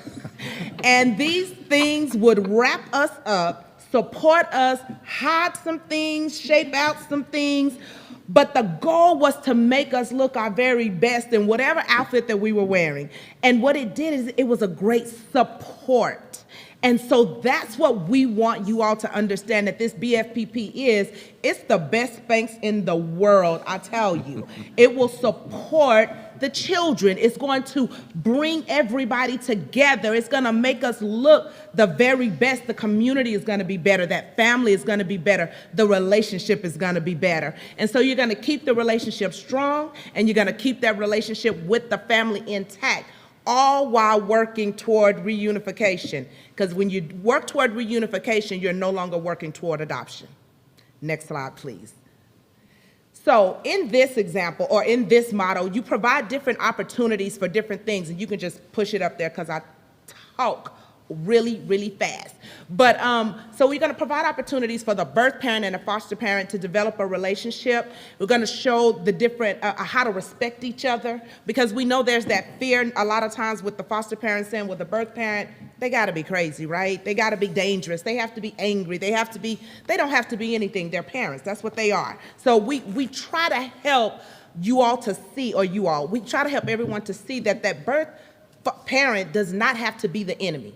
They don't have to be the enemy. We're not asking anybody to go into unsafe territory. We're not asking anyone to be in unsafe situations. We are asking everyone to get a different lens to view this in, because the lens that we've had is flawed, is broken, is colored, and is incorrect. So we want you to change the lens at which you're looking at birth parents, and then we want the birth parents to change their lens for looking at foster parents, because we all think they want our children, point blank, period. That's what you want to do. You're fostering to adopt, but not all foster parents are doing that. And so we're changing the lens, and we're gaining a level of respect for each party, so that when they come together, again, if I can respect you, I can partner with you. If I don't respect you, there's always going to be a breach. So we're also going to ask the foster parents to accept the support of those birth parents, children, and youth.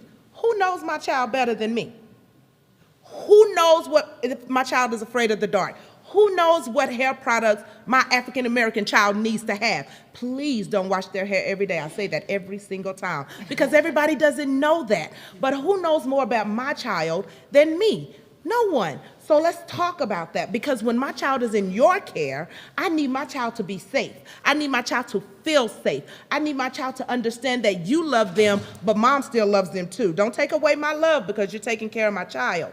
And so we want those respected relationships. We want shared information. We want everybody to kind of go in on the plus side, because when you go in to take a test, if they gave you the answer key, would you fail?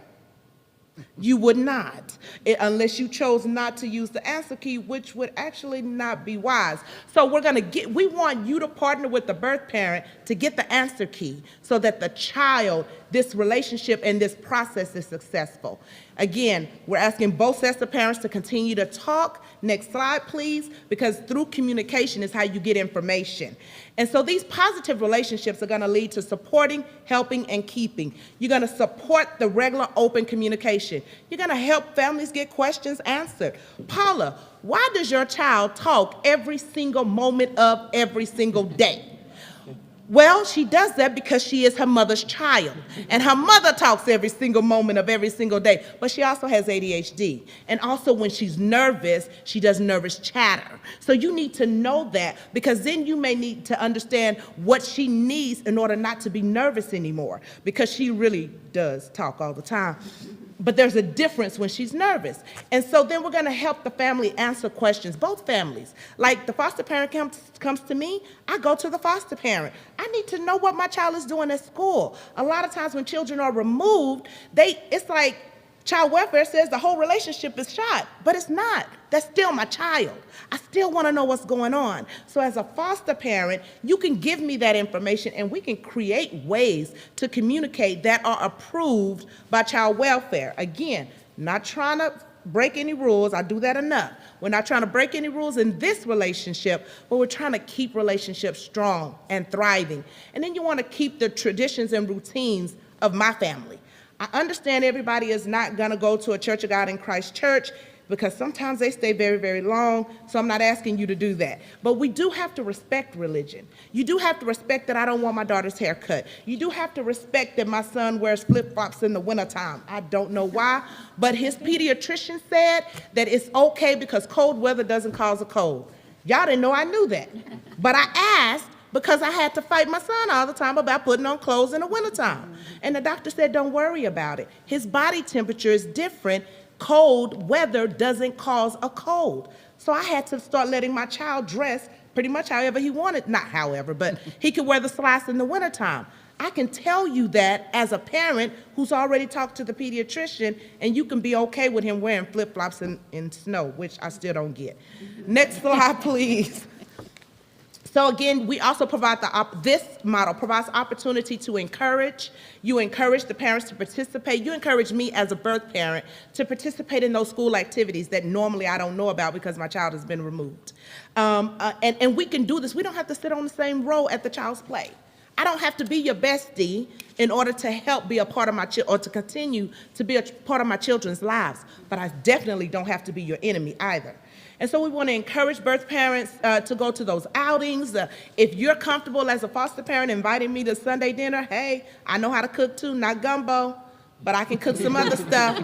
And I can bring Sheila's gumbo if she allows. No, just, but you know, I can cook. I can fry mean chicken, I promise you, and my macaroni and cheese is to die for. So I can help you, and we can have more of a family environment, even though we're not birth family. And when you think about that, how many of you all have people that you consider family, that you're not married into it with, or you're not blood related?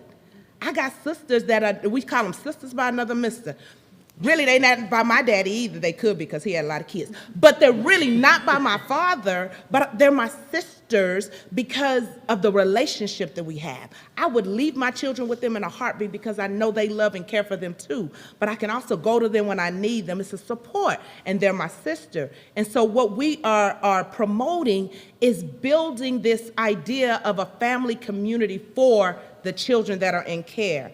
And also, you can offer, as a foster parent, you can offer to take your the birth parents to different things because we know transportation is a booger sometimes. And sometimes those in care or those who have child welfare cases don't have adequate transportation. That's why they miss a lot of stuff. And if you feel comfortable, offer it. Let them come with you so that they can be a part of the children's lives. Next slide, please.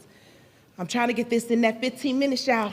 So when you work with the system, we want to continue to work with the system to plan for reunification. I said that earlier, and I will say it until I cannot breathe again, because the whole point we know is to have the children safe. So as long as reunification is a safe option, that's what we always need to strive for. So if we notice that foster parents are truly fostering to adopt, we need to revamp it. We need to do another training. We need to have a conversation because that's not really what fostering is. Adoption is one thing, fostering is another. And as a parent who is in this system, if they are working services, they are working to get their children back. And so we don't need to have them working that hard, and the end result is adoption, not because of anything they did or did not do, but because of some loophole. We'll talk about that a whole nother day. But we have to be careful with that because a lot of these parents are really striving, and we know that a lot of families have addictions in their lives, and addiction is hard to,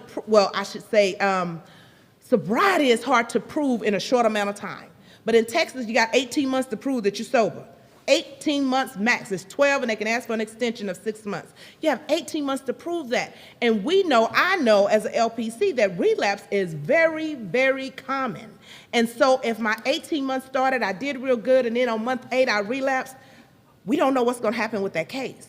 You know, we really don't. And I thank you judges and other law enforcement attorneys who have, really fought to allow a parent to have an opportunity to do it again, in a sense. So we thank you for that. But again, we got to work toward reunification. That's the goal. You got to support the birth family. That's the goal. You got to work with the birth families. That's the goal. And you got to provide opportunities for families. That's the goal. Next slide, please. Y'all can read these slides later. I just went real bullet points. And again, you want to continue to include the birth family in those special events. You're going to provide assistance, if you can, with child care and respite care. Let me tell you something about a relationship that continues after the case is closed. So for instance, you can have a birth and foster parent partnership. The case gets closed, the children come back home, mom is on her way to work, she was going to take them to the babysitter calls and said, I got COVID, I'm quarantined for 14 days. Mom still got to go to work. And if dad is not in the picture, mom still has to go to work. So it's a wonderful thing if I can call that former foster parent and say, hey, I got to go to work. Babysitter says she's quarantined for 14 days. Is there a possibility that you can keep them tonight? I can probably figure something out tomorrow, but can you help tonight? Most of the time, those relationships are still intact, and they're like, yep, bring them over. Make sure Kiambra can go to sleep because she talks too much. That's my daughter. But not really, but she does talk. But anyway, it may be like, has she taken her medicine or, getting the normal information that you would get if you were babysitting. But that relationship can extend beyond the case. And that's what we talk about, that wonderful Spanx, because your Spanx works whenever you put it on. I can't make the other analogy, but it works whenever you put it on. And we don't wear Spanx one time and throw it away. And so let's not use the supports that we get one time and throw them away. When I build a relationship with you all, this is my last year as a commissioner. I've served my 2 terms. I loved it. Don't want to go, but I got to. They ain't letting me come back. But the thing is, I'm hoping that some of these relationships that we've built can continue. And that's the thing. Let's continue those relationships beyond what the child welfare system says. And with that, any questions? Boy, I did it. Thank you.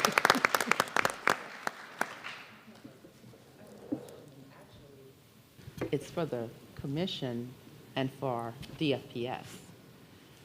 And the question is, and it's sort of tagging on, I had made a little note to myself as you were talking, because so often we have really wonderful initiatives and ideas, and I will tell you, in a long time ago in a faraway land called New Orleans, I was a caseworker, and I had foster parents who did this on their own, who understood the value of the relationship between birth parents and foster parents. And so they did this as a community. And I was able to, with the support of my agency, to support that.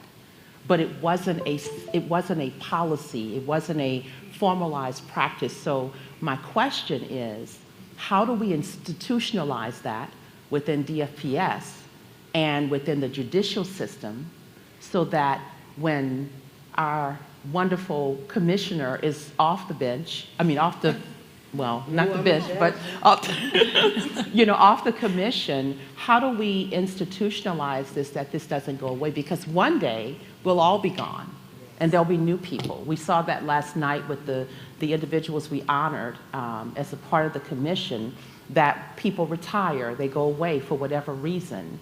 And what I've seen in my history in Texas child welfare and state government in 16 years is that there are new people all around me. And what happens is when they come on, they bring on their ideas. And whatever was, even if it worked, it's gone. And I've seen in child welfare a lot of things go away that were effective. And so I'm concerned that this is wonderful, but how do we institutionalize it so that it doesn't go away? So is there any kind of movement toward that, Jamie? Well, I'll say, and Paula can elaborate on this, is I don't think BFPP is in Texas, but it's coming to a theater near you soon. Yes. And then TexPop, which we're about to hear about, I would kind of describe it as a pilot, and there's been a steering committee, which the commission has been part of since the inception, and our role has really been to help think about the role of the judiciary, because how does a judge even know that this model is happening between the foster parents and the caregivers? What does the proceeding look like that's different? And so I think we've engaged the judiciary in the regions where it's piloted, and help them develop some schemas about the judge's role and present it at conferences together and that kind of thing. But I think we're studying it and learning from it and trying to help move the system forward. That's my response initially. And I would say for DSPS, specifically CPS, that you're right. There's some pockets in the state of Texas where this is understood and the partnership is right what she's talking about. And then we have places that we still have lots of growth to do. And so anytime that it becomes the priority here with judges and it's stated in public, it should be a priority. So keep it at our forefront, and we need to continue to put it across the whole state. And I would like to say that Arrows, they are a foster adoption agency actually. We have partnered, I say we, I'm a part of the BFPP, and so we have partnered with them and we have provided training to their, I guess right now it's been training to their employees, but we are creating another training that will be required for anyone who comes in as a foster parent because they love this model and they want to use it. So we have people that are on board, but we need people who are actually pushing it forward because that's different. Is CASA aware of it? Yes. Yeah.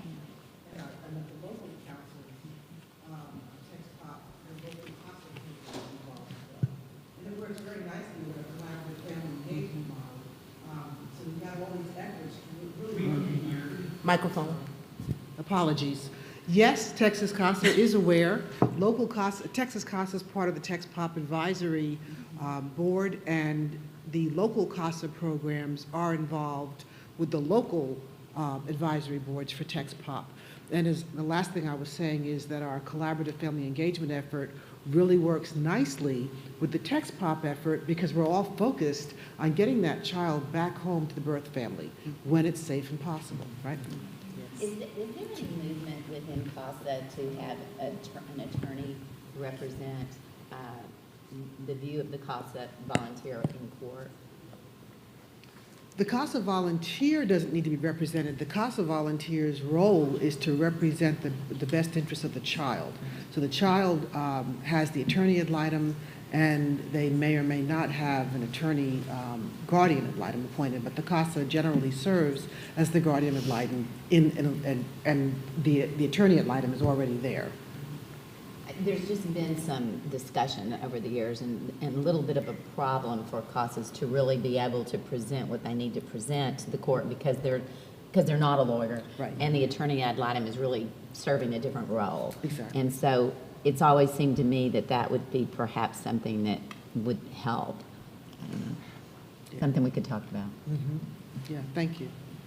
One last thing is that in my own experience as a caseworker, what I saw was the reduction of children of color on my caseload as a result of that process.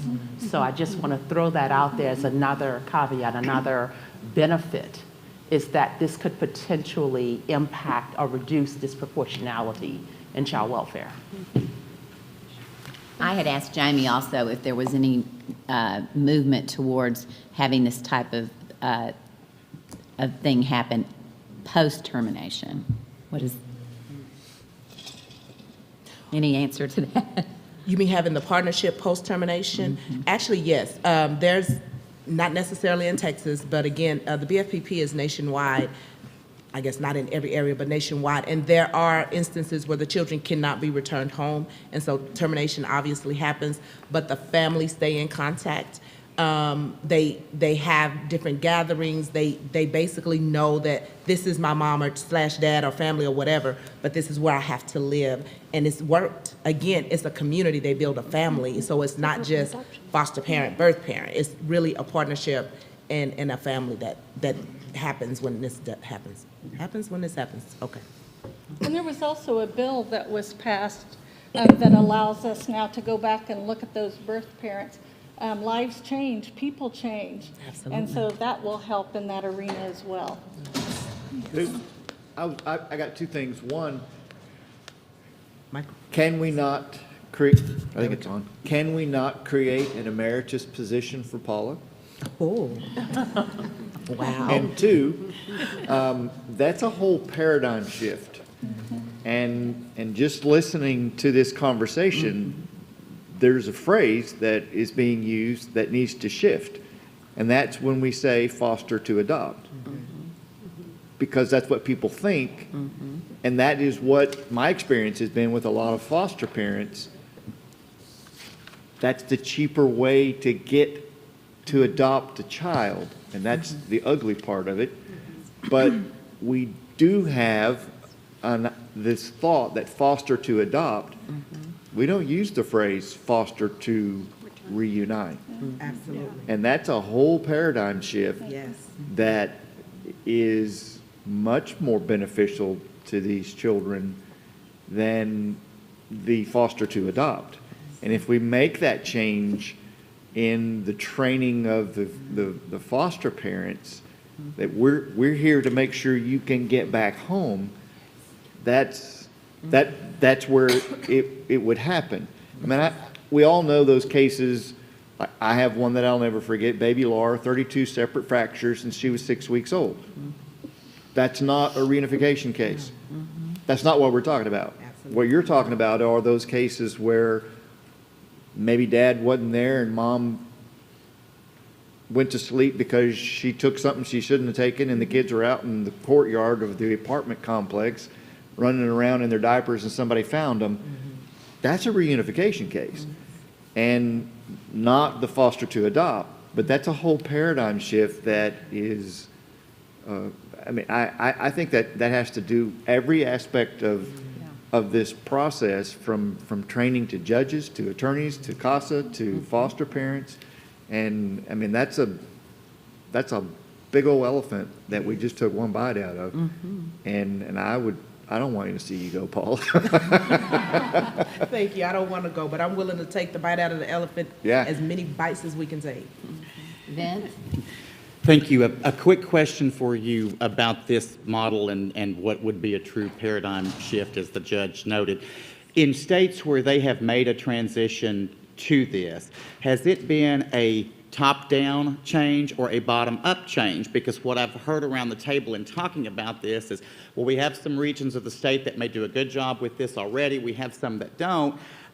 So it sounds like maybe that's an institutional change that we're talking about from the bottom up, but it also seems that this is something that actually needs some top-down, like legislative and legal structure changes. So what have you seen in other states where this has been extremely successful? It has been bottom up, as you stated. And when you said legislative change, I'm like, yes. I would turn a cartwheel, but it's not appropriate. Maybe later. But that's the thing. It has been from the bottom up, where a foster parent has said, you know what? This birth parent is not a threat to me, and the children need their birth parents. And so they've created that relationship. We know that in the past, it was like, birth parent come in the back door or in the front door, whichever one, and the foster parent came in the other one. Never shall the two meet. You know what I mean? And that's the atmosphere that we're still living in for the most part. But what happened was one foster parent was like, you know what? She's not a danger. Hey, you can come and see your children. Or even in a visitation, they were both there. And there's this young lady actually that normally does this presentation with me, and her name is Jane Bistro. Horrible with names. But she was like, what she did is she started talking to the birth parent and said, hey, when you come to visits, if you bring this, that, and another, I've noticed that your kids like that. And if they couldn't financially do it, she would bring it for them, but let the mother present it to the children, because she knew that they were really fighting for their children. But whatever financial situation you're in, that's where you're at right now. And you can't always make that change immediately. Like if I'm working for McDonald's and that's all the qualifications I have, I'm not gonna become a CEO tomorrow. That's just not gonna happen. But what we found is when the foster parent supports the birth parent, then the birth parent actually, that animosity that's normally there, it goes down, the friendship builds, and they build a relationship, and it works out better for the entire family. Mm-hmm.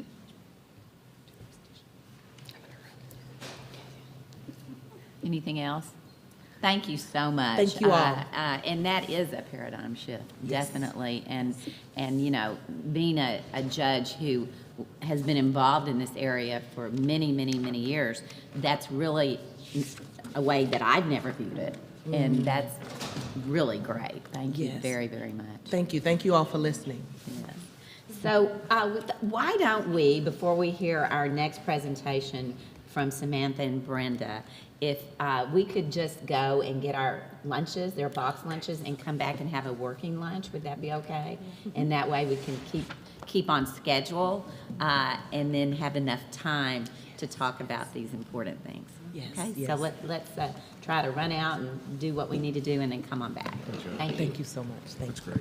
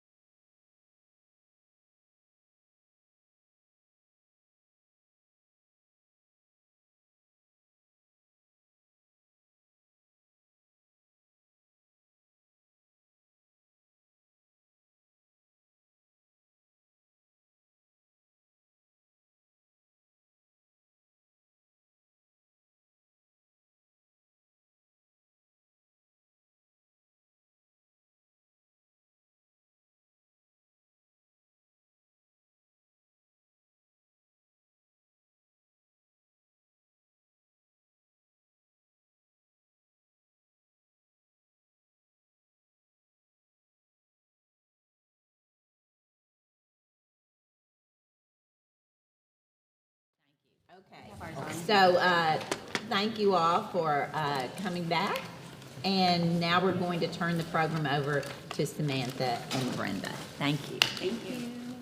Good afternoon. Thank you so much for having us today to talk about TextPop Project and the importance of foster parent, or we call them caregivers, family and parent collaboration. And I think you'll see that there's a ton of similarities, commonalities, and overlap with what Paula talked about. So the Texas Permanency Outcome Project, or as we call TextPop, which we agree, we think is a fun little acronym. You can't get away from acronyms in our world. It is a 5-year federally funded project through the Children's Bureau with the goal of transforming Texas child welfare. And some of our other partners are the Children's Commission, as Jamie pointed out, she's on one of our committees. CASA, as Vicki pointed out, she sits on one of our committees as well. And the department, we have multiple people from the department that sit on all of our decision-making committees for TextPop as well. So TextPop is a project that has many different parts of it, but today we're going to focus on talking to you about the practice model and how it promotes parent and caregiver collaboration. And there's several clicks here, Jamie. So this is kind of the visual that we like to use for our practice model. We call it the rainbow. So the TextPop practice model is not simply a set of techniques. Instead, we use a process approach where we're applying the model to all interactions, decisions, plans, and activities that are involved in a case. We adapt the model to each family, and it's grounded in critical thinking and takes a solution-focused approach to develop partnerships with families that's centered on building safety that lasts. Our values are created from our foundation. And you can see our foundation is the outside ring, which is the relationship-driven, safety-centered, solution-focused, and grounded in critical thinking. And then our models, our values are next, which are compassion, humility, respect, shared power, and inclusion. And then below that, we have all of our core components. Those all fit together to make the practice model. And currently, we are piloting this project in 3 different regions, and we are mainly doing it with conservatorship, permanency, and aftercare. But because our model is very adaptable, it could also be used in investigations or in family-based safety services as well. Okay, so these are our values, and the reason we decided to share them with you today is because they really guide our work, and then we use these values as we talk to others so that hopefully it can guide their work as well. So today we're going to highlight how our values guide our work with parents and caregivers. One of the things that I noticed as Paula was talking is that we're really speaking the same language, and that made me really excited because I think we're moving in the right direction. So our first value is compassion, and we define compassion as understanding a person's behavior within the context of their experience and keeping that in mind when you're working with and helping them. So a caregiver, again, we use the word caregiver to say traditional foster parent, kinship caregivers. One of our organizations has a lot of kinship caregivers, so we use that term to describe any traditional foster parent or kinship caregiver. So a caregiver demonstrating compassion would see parents are doing the best they can and notice when they have been protective in the past. They would understand underlying feelings to parents' behaviors like shame and fear. Okay, our next value is inclusion. Inclusion is ensuring everyone's voice is involved, even when strong feelings are expressed and opinions differ. So an example of this from a caregiver will demonstrate inclusion by inviting parents to school and doctor's appointments and work those meetings around the parent's schedule.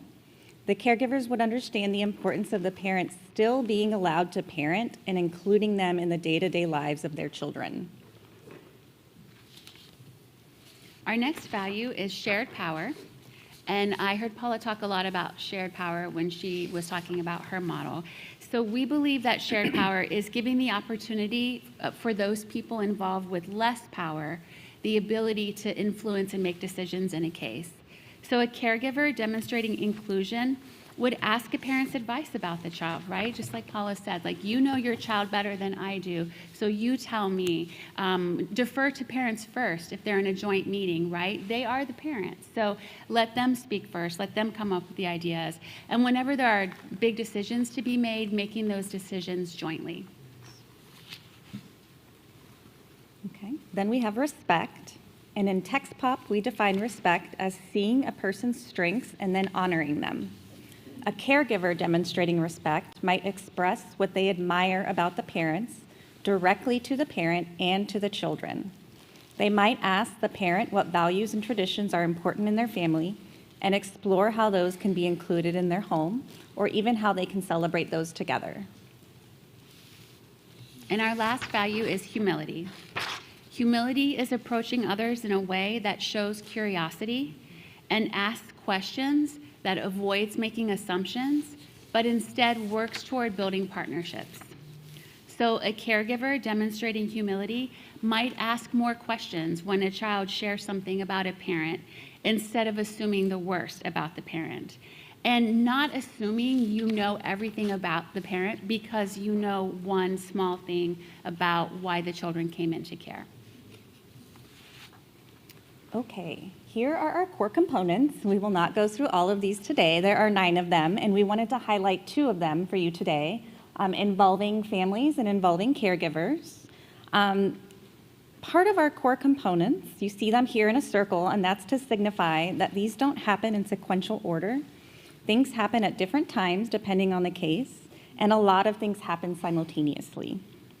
The idea with these practices is to grow practice and slow down in our work with children and families. We remind practitioners that slowing down may take more time up front, but will hopefully save time later in the case and ensure reunification. Involving families is the first core component we'll talk with you about today. And to us, this means capturing and sharing the family's voice and elevating their participation in order to ensure the family stays connected to the child by staying involved in the child's day-to-day life and activities. This looks like involving the parents in day-to-day decisions about the care of their child. These may be medical decisions, educational decisions, and other decisions that need to be made. Building on what's already working well with the family to keep the child safe. Ensuring the parents can be involved in parenting the child, meaning that they maintain the role of parent, going to doctor's appointments and attending the child's extracurricular activities, and continuing family rituals and celebrations. So we have developed several tools that fit in with this core component, and those are the genogram, the chat box, and the family notes, among others. And today I'm going to talk with you about our network meetings, and I'm going to give you an example of how we've used that to include families. Network meetings are regular meetings that provide opportunities where everyone can stay informed and be involved in supporting plans for permanency, safety, and well-being. So here in a moment, we're going to share a video that we're really proud of, and in that video, you're going to meet Miss Moses. For years, Miss Moses, who is a maternal grandma, had ongoing conflict with her grandson's paternal grandma. CPS had a really difficult time getting the 2 grandmothers to work together to care for the child. Well, we introduced the TextPop practice model to the practitioners working with Mrs. Moses, and we quickly planned a network meeting between the 2 grandmas. And they let us know they just wanted it to be them. They didn't want any professionals there, so we let them have that choice. Nilkaja Graves, who is our TextPop site coordinator at Monarch Family Services, facilitated the network meeting after a case consultation with us. So we helped Nilkaja develop an agenda that would be agreed upon by the family before the meeting started. We identified possible barriers and how those might be addressed during the meeting, and we planned for how the 2 grandmothers might begin to see one another's perspective. So we were blown away by the outcomes of the meeting. By the end of the meeting, the 2 grandmas hugged each other and had agreed to work together to co-parent their grandson. Okay, I'm going to talk to you now just briefly about the transition object, which is another tool that we use. We actually use this tool not only to involve families, but to involve children. The transition object is a comfort or transition object, such as a stuffed animal picture or other important object that the child can use during times of transition. The adults help guide the child in choosing this object, and use of the object can provide the child with a sense of consistency, reducing anxiety, and provide some familiarity during a transitional event or times of change. So typically we're using this tool with families at the time of placement. But what we did is we adapted this tool for our work with one family. We were working with a great aunt and uncle who are caring for their nephew. Mom has had ongoing struggles with substance abuse, and she's been working towards reunification for some time. So when we started working with the family, we did a lot of listening about the tension between the caregivers and the mom. I think we had planned a meeting with them where we were going to share our wonderful caregiver workshop information, and little did we know that they just wanted to share their story with us, so that's what we did. One of the things we discussed was that the child, who's 8 and has special needs, was having a hard time separating from mom after visits.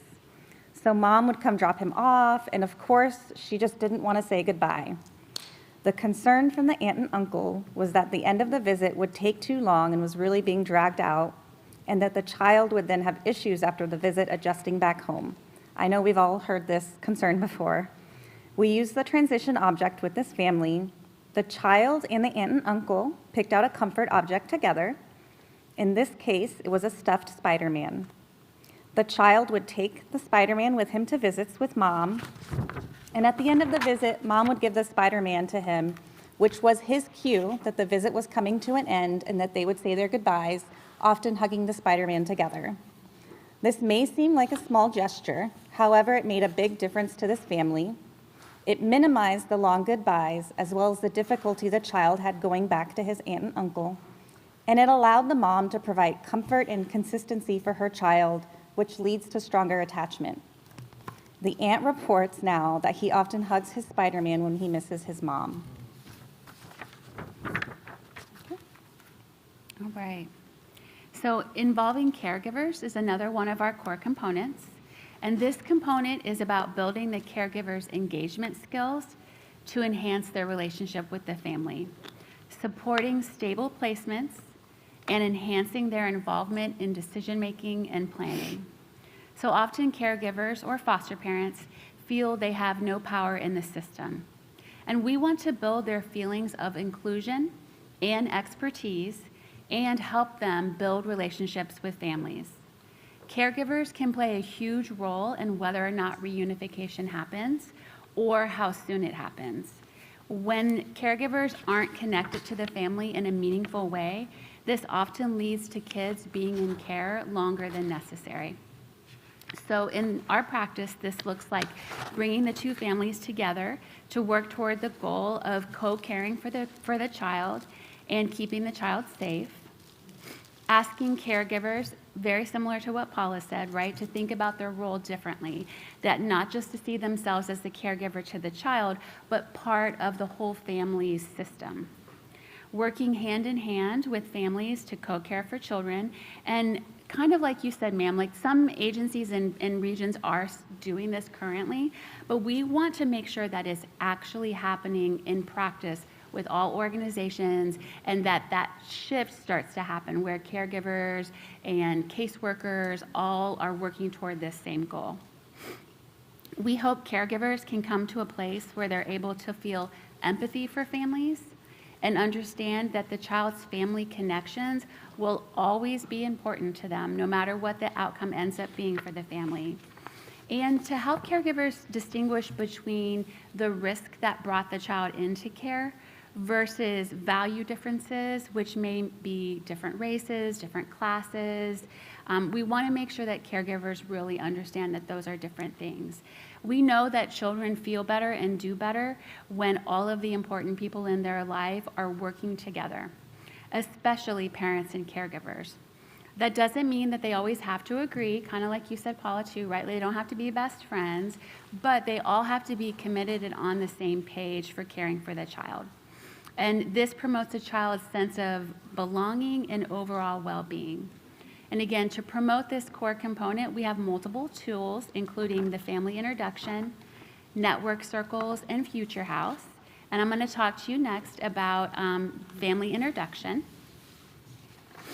So we understand that the practice of families and caregivers working together may be very new for a lot of people, especially foster parents.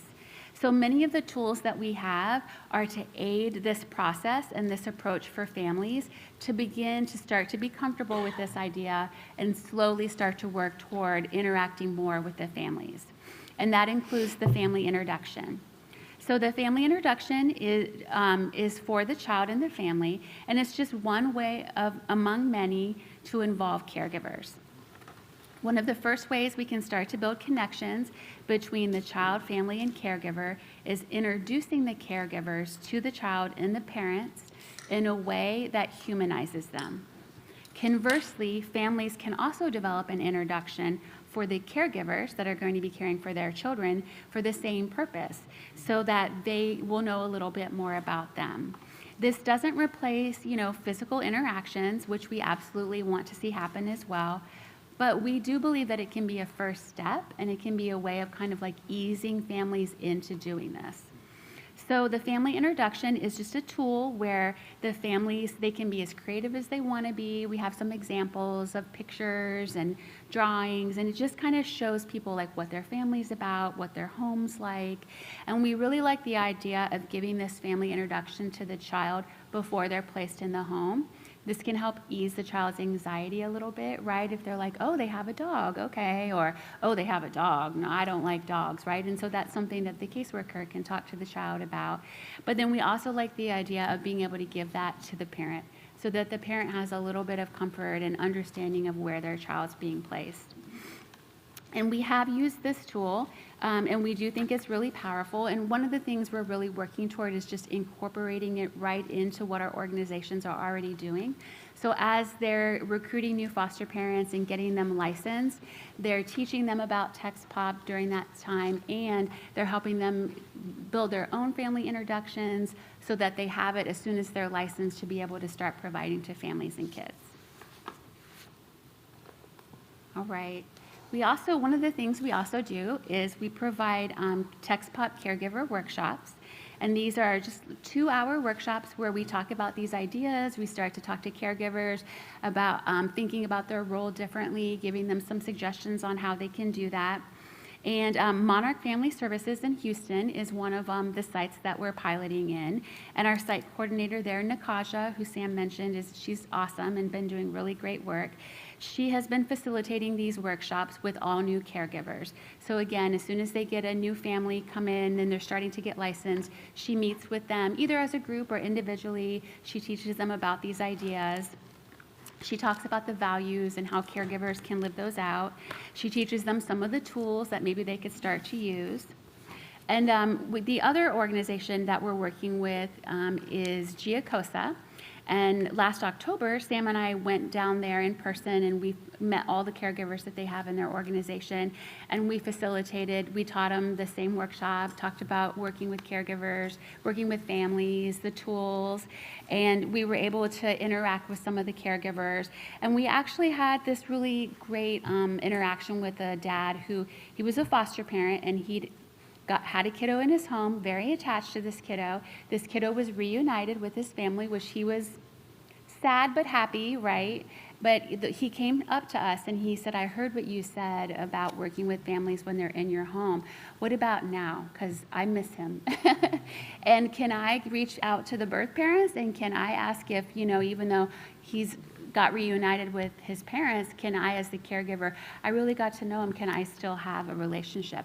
And we were really excited that the parents were starting to embrace that idea and think about, even after the children were sent back to the parents, how the caregivers had this motivation to stay connected to the children.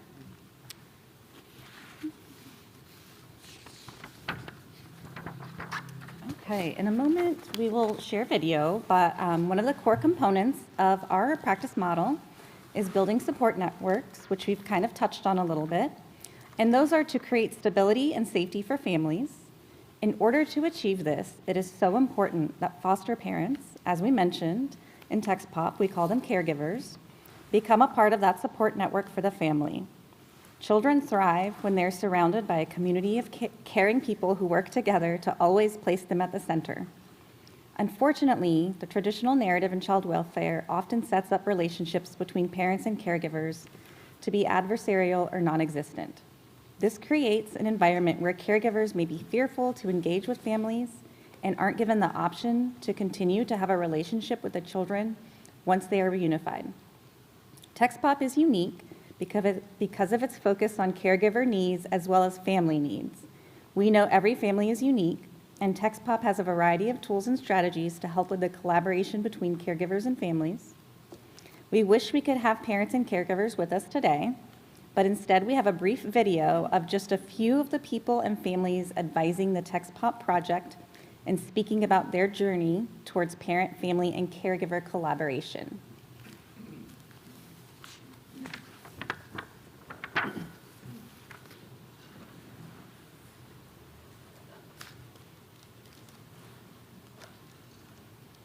Hopefully they can maybe.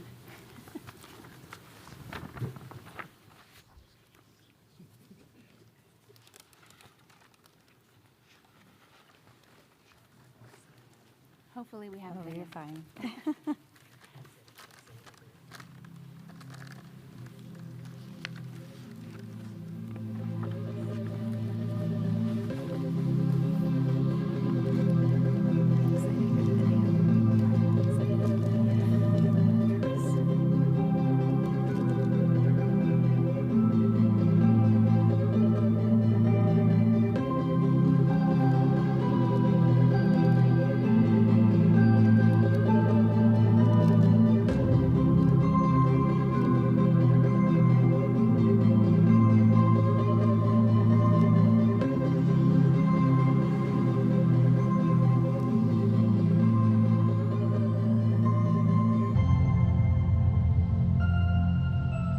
So how TextPop has helped a specific family at Monarch is assisting the case with reaching permanency quicker.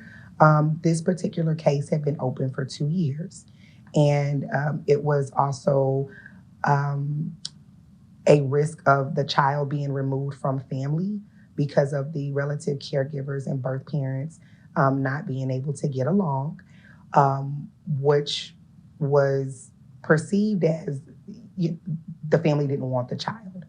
However, with TextPop coming in and the tools and the practices that we use, that the values, just everything that TextPop is about, really assisted this family to remain together, the child not be removed, and the relatives and bio parent be able to co-parent and both be in the child's life. They'll be proud of because that I'm a fighter, and I love to let people know how much I love my family, and that I could be a valued voice for them, whether they're present in my presence or not.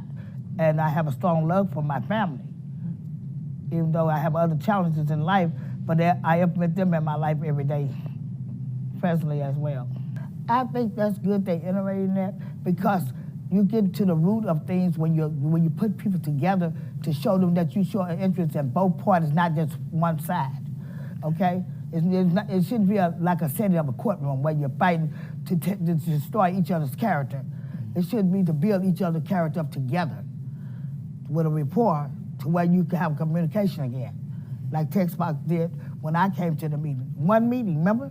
Yes, ma'am. One meeting. That one meeting did wonderful things. And that hearing court went on a year and a half.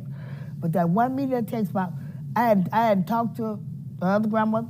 I had Charity talk to her, but when I left there, I initiated the hug.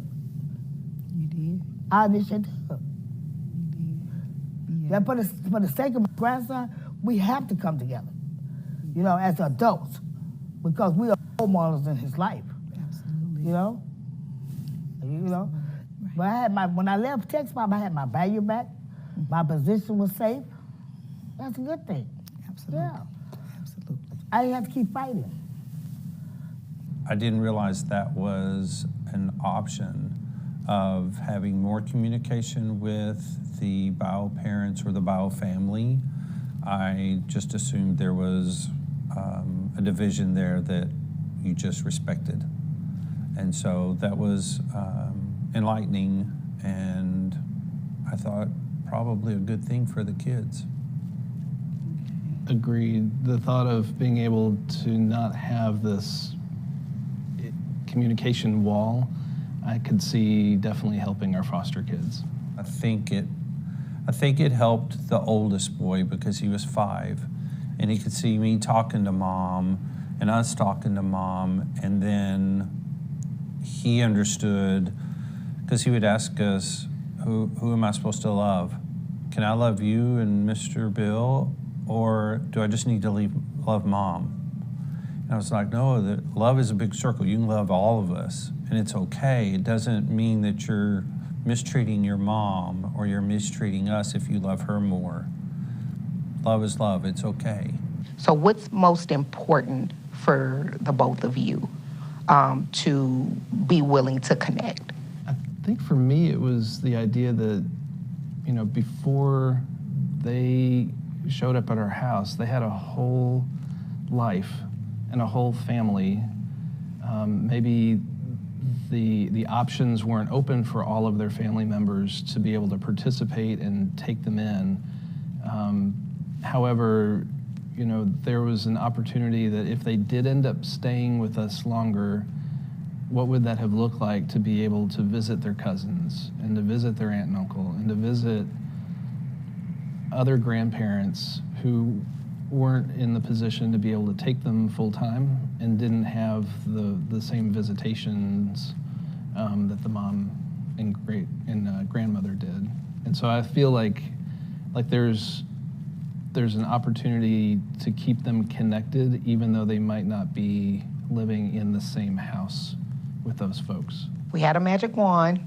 All child welfare professionals were, practicing bringing, the birth family together, or either, the former foster adoptive parent where, the kiddos may have been placed before being placed in your home. How do you suppose the outcome for the children's cases reaching permanency? So, for them to reach their permanency of adoption, or for them to reach their permanency of reunification, or their permanency of being placed with, another relative. How do you suppose that would look like with reaching permanency for these cases?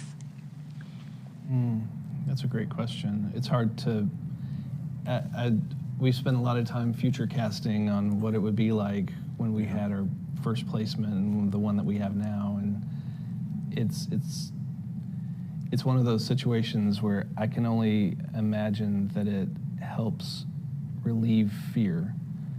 So it's the fear of the biological family never seeing their child or nephew or niece again, and that might precipitate, really realizing, okay, I can feel comfortable in seeing them with this other family, and that they have what the child needs right now, and that perhaps that hastens to adoption. Or maybe it turns it around and they don't feel threatened and scared that they're never going to see them again, and that it makes them feel like, okay, these people are on the team and I can get clean and do my services and fulfill, the court order and get the child back through monitored return, and eventually the case is closed. So I'm sure it will go, every single case is going to be different, and it will just help alleviate the fear on both sides. I honestly didn't. It wasn't part of my vision at all. I think that I knew that I would want to love them and support them, but kind of from afar. I think that when I came into this, I knew that the children that would come to me would need me to care for them, and that their parents would need time to do the things that they needed to do to create stability and whatever else it was they needed in their lives so that their children could be back with them. And I saw those as kind of parallel journeys, honestly, that I would be kind of over here doing my thing, loving this child, and then kind of loving them from a distance. until they were ready to have that child back in their home. And I honestly never imagined how close I would become with these parents and how they would become just as big of a part of my life as the kids would.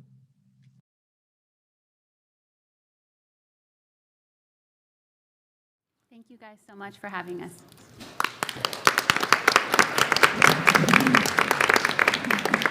We have text pop stickers for everyone, and we'll put them on the table outside. As y'all leave, you can grab them. Thank you.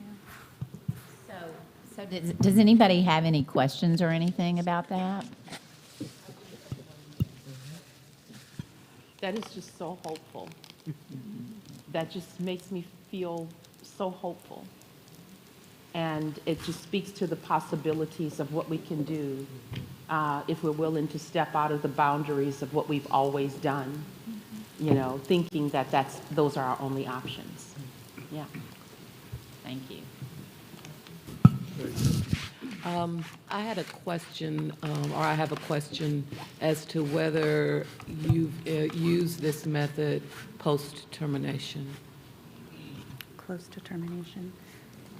Yes, I mean, we definitely want the families to continue to collaborate, and during the aftercare part, whatever the outcome is, if the parental rights are terminated, we believe that if it's safe, parents can still be involved, right? They don't have to immediately stop being involved in the family just because their parental rights have been terminated. And sometimes it's not just about the parents as well. So sometimes the parents aren't around.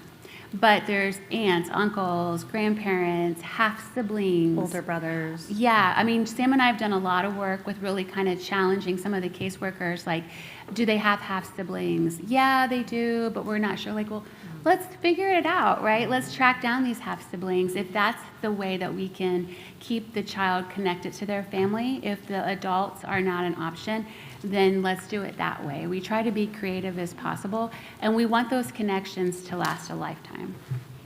And today we only mentioned 2 core components, but there are quite a few, and one of them is involving children. That one has come up quite a bit in adoptions when we're trying to hear the child's perspective and what they want, and that's been really great. Thank you. So you're with the UT School of Social Work, correct? I'm with UT School of Social Work. So do you all ever collaborate with the Children's Rights Clinic through UT Law School? As part of TextPop, we haven't, but we're always open to collaborations. We talked about our practice model today, but we actually have a Child Welfare Academy that we'll be offering through the Steve Hicks School of Social Work for professionals who are working in child welfare who don't have a social work background. They can get this certificate where they hear some of these same values and practices that they can use with families. Do we have anyone here with the Children's Rights Clinic? No. Yeah. Thank you so much for this presentation. It's spot on, and I really appreciate it very much.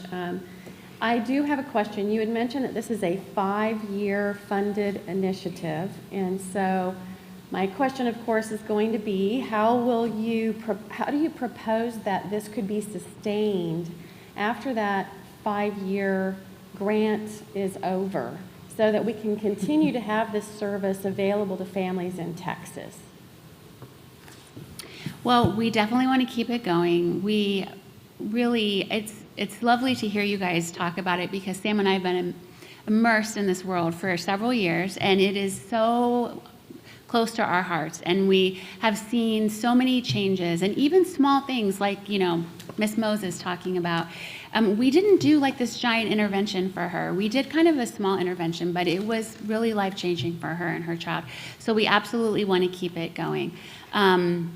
Katie, do you want to? I had my finger on the button. Thank you, Louiana, for that question. And I just want to say, the amount of, y'all have heard me sort of dribble information about TextPop for a couple of years. So to see this, it seems really no-brainer to all of us and Paula, but it is based in research and a ton of work. This fits with the Texas system, and we believe, to your point earlier, Sheila, this is the way that Texas system needs to go, will go. But we do need to think about sustainability, and our hope is that this model will be validated, it'll work, it'll be adapted as necessary, and it'll be embraced long-term, and we'll figure that out.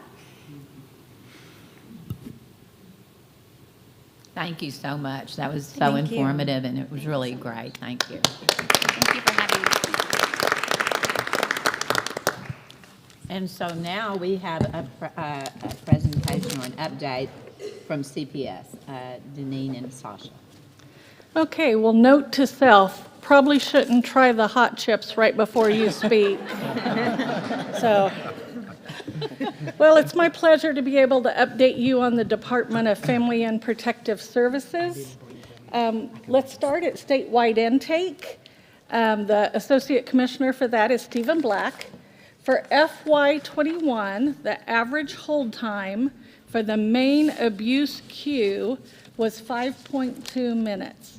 This was a slight increase from 2020, which was 4.6 minutes. Both numbers are historically low. We attribute that to the call and internet report volume dropping due to COVID and school personnel reports. The normal volume returned in FY21. And then to start FY22, we saw a huge increase in the call volume, and it broke previous November and December records. And so we're just now seeing in the calendar year it going back to where our average volume coming in.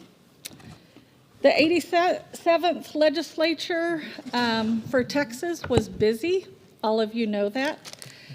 Child Protective Services has lead on implementation on 30-plus bills that passed, and that's just CPS, not DFPS. As you're well aware, many of those bills shifted how we do our practice. An example is House Bill 567, with no longer being able to do the non-emergency removals. The Omnibus Bill 1896 has many moving parts.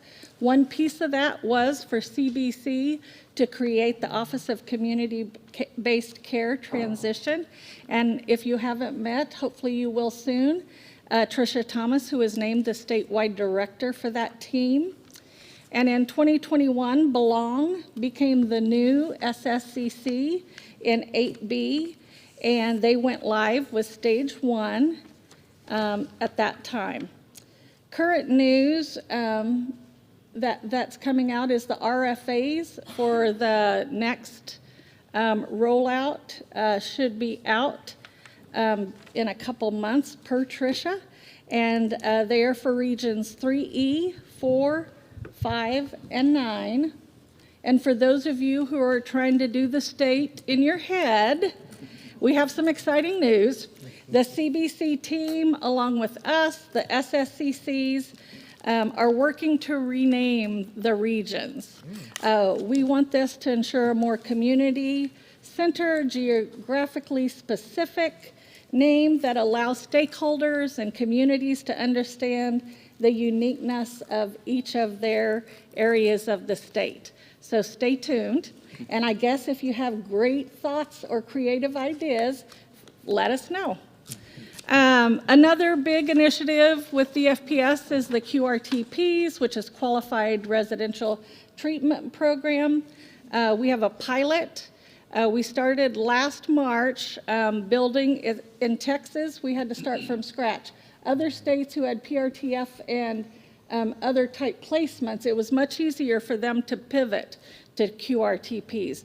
But we started building this last March, and the Qualified Residential Treatment Program is for children and youth with the most complex emotional, mental health, and behavioral health problems. And it will be done in a residential treatment. There's a medical model. There's a lot of qualifications that come with that. But the pilot is on track to serve our youth starting in the beginning of the summer. And so how's that different than our regular residential treatment centers? It's different because it has these qualifications that are built in and a certification. They have to be accredited by a certain organization. They have to have certain key points, and one is like a medical director. They'll have the clinical staff right there. There's a lot of difference. Yeah. Yeah, judicial review, that's going to be working with you guys and them coming to court. So thank you, Judge. The 87th Texas Legislature gave us at DFPS the directive to look at the rates and to develop an alternative reimbursement methodology. And we'll propose this then at the 88th Legislature for foster care and community-based care rates. This is important work. This is allowing us to meet the needs of our client, get that continuum of care that's so needed with these kids, and also for our providers and caregivers to get the rate that they need to meet those needs. So that's been ongoing work, and you'll continue to hear more about that. We received unprecedented funds from the legislatures for capacity building, much needed. 32.9 million went to community-based care, the SSCCs, to build capacity. They have grants. Are those out yet? Do you know? Not quite yet? Okay, so be looking for those. That's funding that came from Rider 51. 70 million in general revenue was given to provide supplemental payments for those who deal with moderate and above youth. It went to our providers to help supplement, help the current providers stay stable, and then also increase their capacity. 20 million NGR for targeted foster care. That's going to go out in capacity grants, and that's separate from what the SSCCs are doing. DFPS also added to their trauma-informed care team with 6 more specialists, and those are, they have a manager at the state office, and then they're throughout the regions throughout the state. In 2021, Casey Family Programs, we're so grateful for them hosting with Alliance, DFPS, HHSC, SSCC providers around kinship issues. And it's exactly what we've been talking about. That's where the heart of the matter is. We know kids have great results when they get to stay within their families. And so this kicked off in 2021, and they just had another big meeting.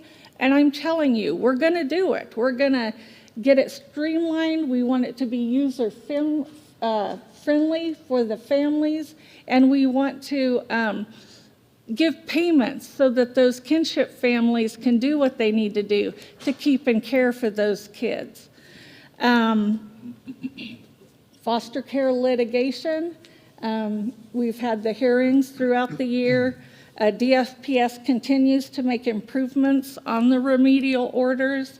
The latest update is the expert panel convened and published their report in January. And with that, DFPS has looked at all the recommendations, and we're going to implement them. And so you'll start hearing more about that and the progress that's being made there. See, children without placement. That has affected you guys as well greatly. It keeps us up at nights, working 24/7. I would be remiss if I did not just say how grateful we are for the staff that continue day to day to step up, go above and beyond to help care for these youth. In July, we peaked out, we count like a one day on a certain place and time. There were 206. That was our high with children without placement. And this week we're at 67. And so there's nothing that we're not willing to look at. If you have that piece and say, why haven't they tried this? Nothing's off the table. We're willing to do what we need to do to get these youths placed in a placement where they can get their complex needs met. that is our priority. So why do you think that number has gone down?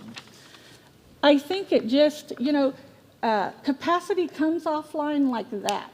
I mean, once it's terminated, and we lost 1,200 beds, but to build it back takes time. You have to go through the process. You have to wait for different agencies to do certain pieces. And so it just takes time. And I am just starting to feel that capacity starting to give a little. And so I think you're going to see more capacity coming online. We've seen those providers that are saying, okay, I'll bring on 6 more beds. And so every little piece where we can place someone to get their needs met is a win-win. And so we just hope those numbers continue to go down and we can go about our business. And so are children, we hear about these horror stories where children are sleeping in waiting rooms. Is that what's happening there? The 67 that I talked about, they are not at the office. We have 2 currently right now that are in the office, and those are kind of extreme circumstances that will be getting moved outside the office. But the other 65 are in a leased residential with staff. Some are in hotels. And so we've really done a great job of moving them out of the office. And when they're in the hotels, what's the supervision there, or how's that handled? Yeah, it's dependent upon each case and each child. There are some where they have to have one-on-one. And there's some that we have to have another staff member in there. So there may be 3 staff to 1 or 2 kids. Yeah. Just to update you a little bit on some federal, the 2022 Title IV-B Annual Progress and Service Review was approved. So that allows Texas to attain 4B funding for FY 2022. And we completed the Federal Program Improvement Plan. And of course, you all are aware the CFSR is aimed to improve safety, well-being, and permanency outcomes for youth and families that we all serve. We're getting ready to go to round 4. We have a little breathing room, but quite honestly, this is the first year that they're going to hold to the numbers of permanency. And so we'll be reaching out and working with Jamie and all of you on what we need to do to focus on the permanency part and get them out of the system. That's all I have. I'll turn it over to Sasha, who's going to talk about the prevention piece. Okay. Thanks, Deneen. I have to, we're a little engine that could at DFPS, and I'll have to help you appreciate what you don't have right now, which is 96 slides from my team that they wanted me to share with you. So cull it down to the equivalent of 3 or 4, but there's just a few things I do want to share with you. One, I appreciate the sort of hard nut to crack that is the intersection between the judicial work that you all do and moving upstream to child maltreatment prevention. And there might not be a lot of intersection there, but I can guarantee you what you know and what you see in your courts is vitally integral and important to the community level work of increasing protective factors, getting services to families. You are the ones, I think about the work we did early on abusive head trauma and the children's hospitals who were desperate to have a solution because they're the ones seeing the babies come in with the trauma, but they're not the birth hospitals where the children are going home after 2 days and seemingly fine from a birth hospital perspective, but with a lot of risk factors that weren't caught. So I think that your key partners, and I want to assure you that as complex as the needs are that you see in your courtrooms, there is a lot of low-hanging fruit out there. There are families earlier on that are once introduced to support and help can make transformational change fairly quickly, and that transformation is really their relationship with their child. And if you can help them have that, it will just then feed. So don't, there's room in the continuum. And so I want to say that in addition to the Prevention and Early Intervention Division, which funds a lot of the very upstream work, the Commissioner has asked and created this Prevention and Community Wellbeing Division that I'm over that now also includes the Faith-Based and Community Engagement Division that oversees child welfare boards. So I know that's one place where there's some intersection. The disproportionality work of the agency and the Family First and Prevention Service Act prevention component.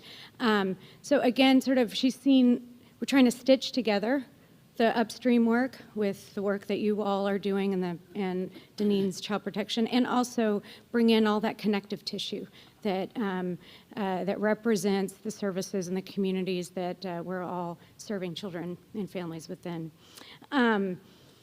So on a very specific note, one key concrete partnership that we've been working on with the Children's Commission and the Office of Court Improvement is, court administration is we've taken $300 million of our prevention dollars and funded 3 early intervention court liaison positions in Bell, Galveston, and Lubbock counties to really kind of pioneer and set the stage for what it looks like if you all have some bandwidth and some capacity to take the work that you do and liaison out into the community, whether it's preventing removal or an entry into foster care, or whether it's partnering on child maltreatment prevention a little bit earlier. We want to have some concrete partnership, and so that is one area where we're working together. Also to create some readiness as we pilot and expand work in court ordering services, evidence-based services to families that are eligible under FFPSA, which is a good segue to a quick update on FFPSA prevention. I'm sure you all have been talking about this for years, like everyone, sort of what it means to have 4E funding available, not just for foster care, but now also for services to wrap around the family preservation stage. The Texas legislature really weighed in on how Texas would start implementing that, and I think the key things to know are there was no appropriation of state dollar to draw down the federal dollar. So part of how FFPSA works is that a state investment draws down an equal federal investment. So that did not happen, but fortunately Texas has a $50 million Family First Transition Service Act amount of money to ready itself for FFPSA. So what the legislature did was to direct the use of those dollars. So that's one thing. The other thing that the legislature weighed in on was Chair Frank's House Bill 3041, or he would correct me and say it's not my bill anymore, it's the Texas legislature's bill. He authored it, but the legislature passed it. And what that bill set in motion some very particular pilots in that they really only wanted 2 pilots or 2 kind of contracts, if you will, for services, one urban, one rural, and one in an area that had an SSCC. And there is a specific definition of candidacy. So, there's the GR to federal match component of FFPSA. You have to also be a candidate, and then you also have to use an evidence-based program. So there's sort of 3 main criteria. The state legislature did not weigh in on the evidence-based programming, so that they are silent, and we are just then working within what the federal clearinghouse. So they didn't prescribe that model, but they did prescribe the candidacy, which is families with a very imminent risk of removal and with court-ordered services only. So while other states, if you've followed what other states have done, there's all kinds of different candidacy, some outside of child welfare even, like families just with identified risk, and then there's other states that have things like siblings of foster children, or so there's a lot of creativity out there, but in Texas we're going to start with this basically court-ordered FBSS services for those pilots, because they're small. There's only so many dollars, and the legislature only wanted 2, and they clearly had a nod toward including community-based care or SSCCs. We decided it's just easier to grant those services through the SSECs, because otherwise you have two different apparatuses with two small pilots. We want to kind of we have to evaluate them. There's a lot of work involved in that. So Tricia Thomas, that Deneen has talked about, is working on getting those dollars appropriately set up through the single service continuum contractors.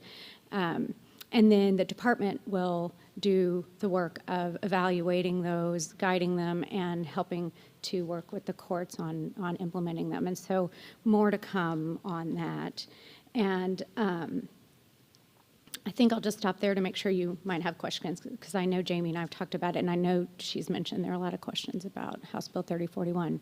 That's my update. Questions?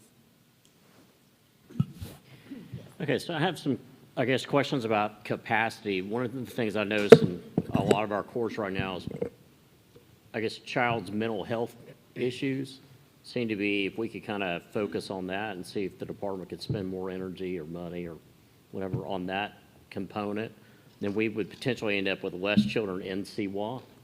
And then, you know, as we try to move children back, I think from out-of-state placements, as the capacity starts coming online, as Janine talked about, it just seems to me that if we had a little more focus on child mental health, that we could probably help settle some of these other issues that we have. Is there anything going on right now at the department to try to push mental health for children to a greater extent? And I'm really talking about those wrapper type cases or prevention. Yes, and everything that you're talking about is in the expert panels report. And so they will work with us continuously to work with HHSC. We're having meetings. We're documenting on areas where we need to see the mental health being able to be for this age group and those complex needs. And then where does HHSC look at expanding some programs that are working, that have good results, that we need to include more in that. So the mental health piece is, you're right on, huge, and we are coming to the table and doing what we have to do. Thank you.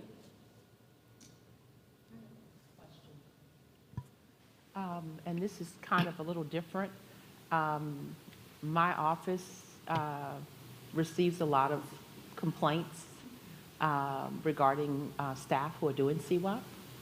And I think some of the root of that might be a lack of understanding of what a discrimination complaint or a reasonable accommodation is. And so I'd like to talk with you more about how we could possibly offer some training to your supervisors, managers, and staff to provide guidelines that, if they understood better, you know, what would constitute a reasonable accommodation, that might help reduce some of the complaints. Yeah. So we'll talk later. For those individuals that are having the mental health issues, are we looking at their families that maybe that you could possibly place with, so that they're not without placement? Because generally the families know, you know, that there is a mental health issue. They may not always know how to deal with it, but definitely we could, if with child welfare, you can provide the resources through Medicaid or what have you that can give other information or resources for families to actually care for the children. Has that been an option? Yes, it is an option, and it's one that we continue to go back to the table. If we've been able to bring the family to the table and they're still not able or willing to take that youth, then we bring in other people that are in their lives, and we just keep bringing that circle out. And if we're not able to get that kid back in a relative or a fictive kin, then we can at least have some of those people support until we can find that placement. Thank you. I have a couple comments. I first want to just acknowledge that the work of DFPS regarding the mental health needs of kids, and I've noticed a great energy around maximizing the health care plan, Star Health Superior. That is actually at HHSC, and DFPS and providers are doing everything they can to maximize the benefits that are available to children, including the behavioral health and mental health benefits. So Just know that. And also a comment related to the QRTP pilot. If any of you have RTCs in your areas that are interested in learning more, we are developing, or we're putting the final touches on just a kind of a mini training to help make sure that RTCs know what QRTP is, the criteria that Deneen mentioned, and making sure that they are ready to respond when the department puts out this opportunity so that we can have as many highly qualified, ready to go RTCs as possible.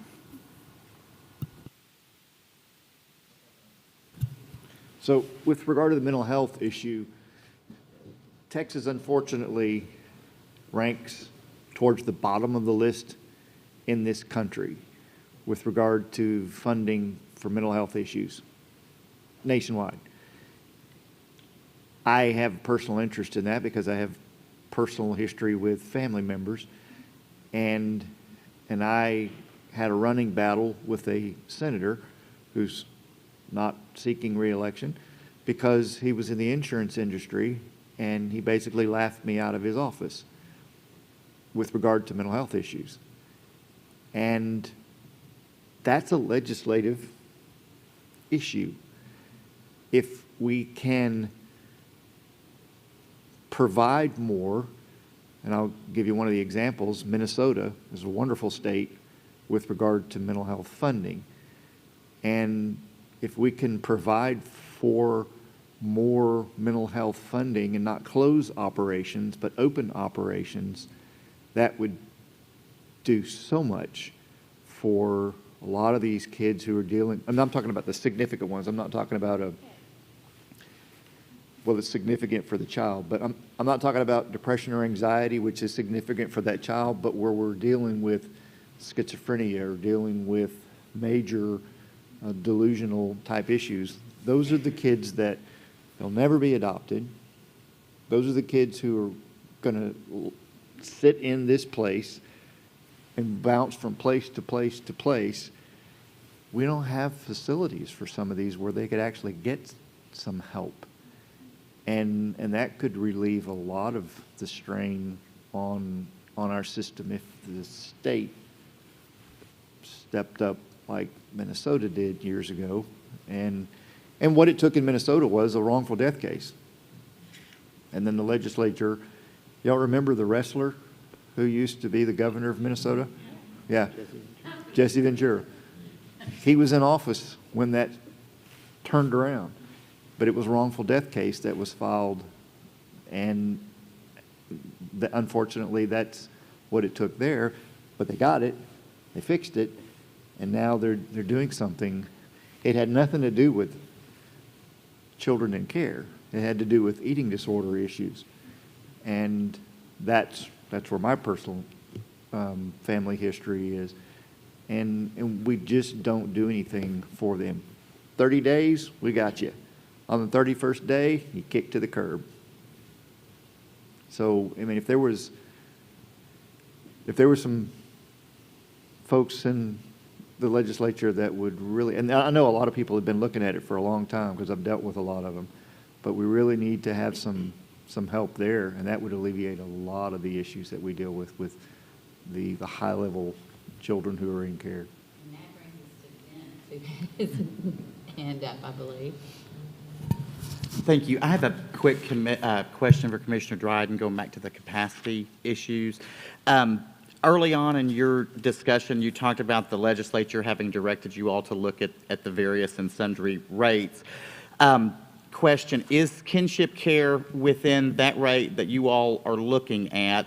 And the reason that I asked that question is I've noticed that in, I think, the special master's report and a couple of the independent consultants relating to the foster care lawsuit, they have all highlighted that that program needs to have more money, needs to have higher rates, needs to have additional supports.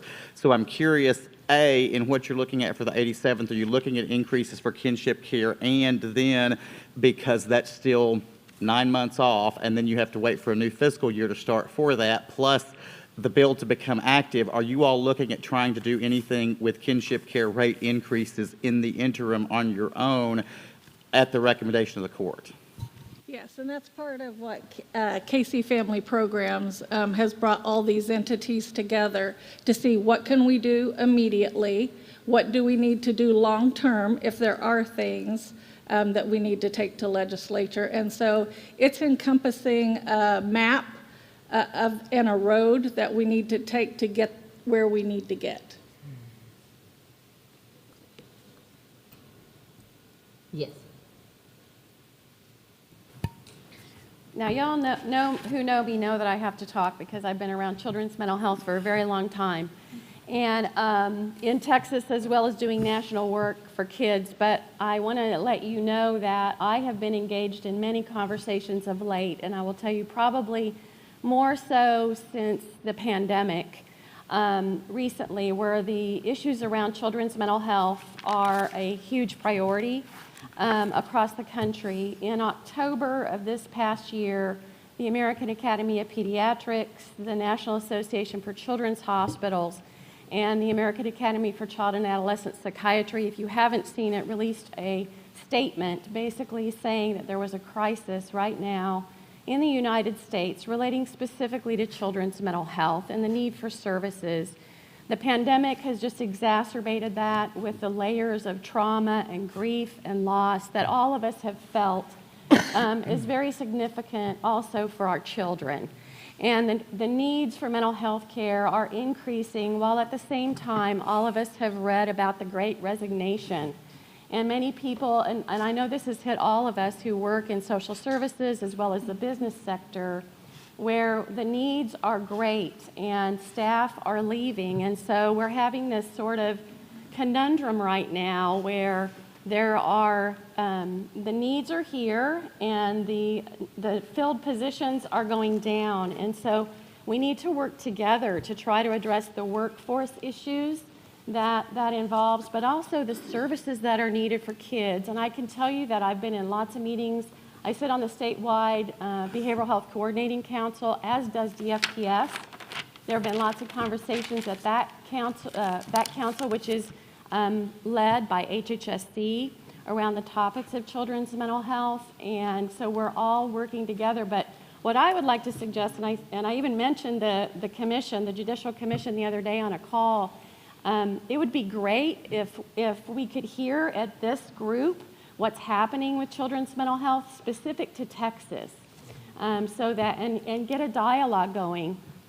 I would love to hear from judges. What are your experiences? What issues are you hearing from the bench? What services do you need to have in your communities in relation to mental health for kids and for families? What are you seeing? I think that would be a wonderful conversation. Having HHSC here and other key players of our state to just have that dialogue. I think that would be really important for all of us who are working in this space, so that we can really know what are the needs, what are the challenges, what's going well, all those kinds of things. I think our children and families depend on it, and they really need us to have that conversation. So I just wanted to make that recommendation. Thank you.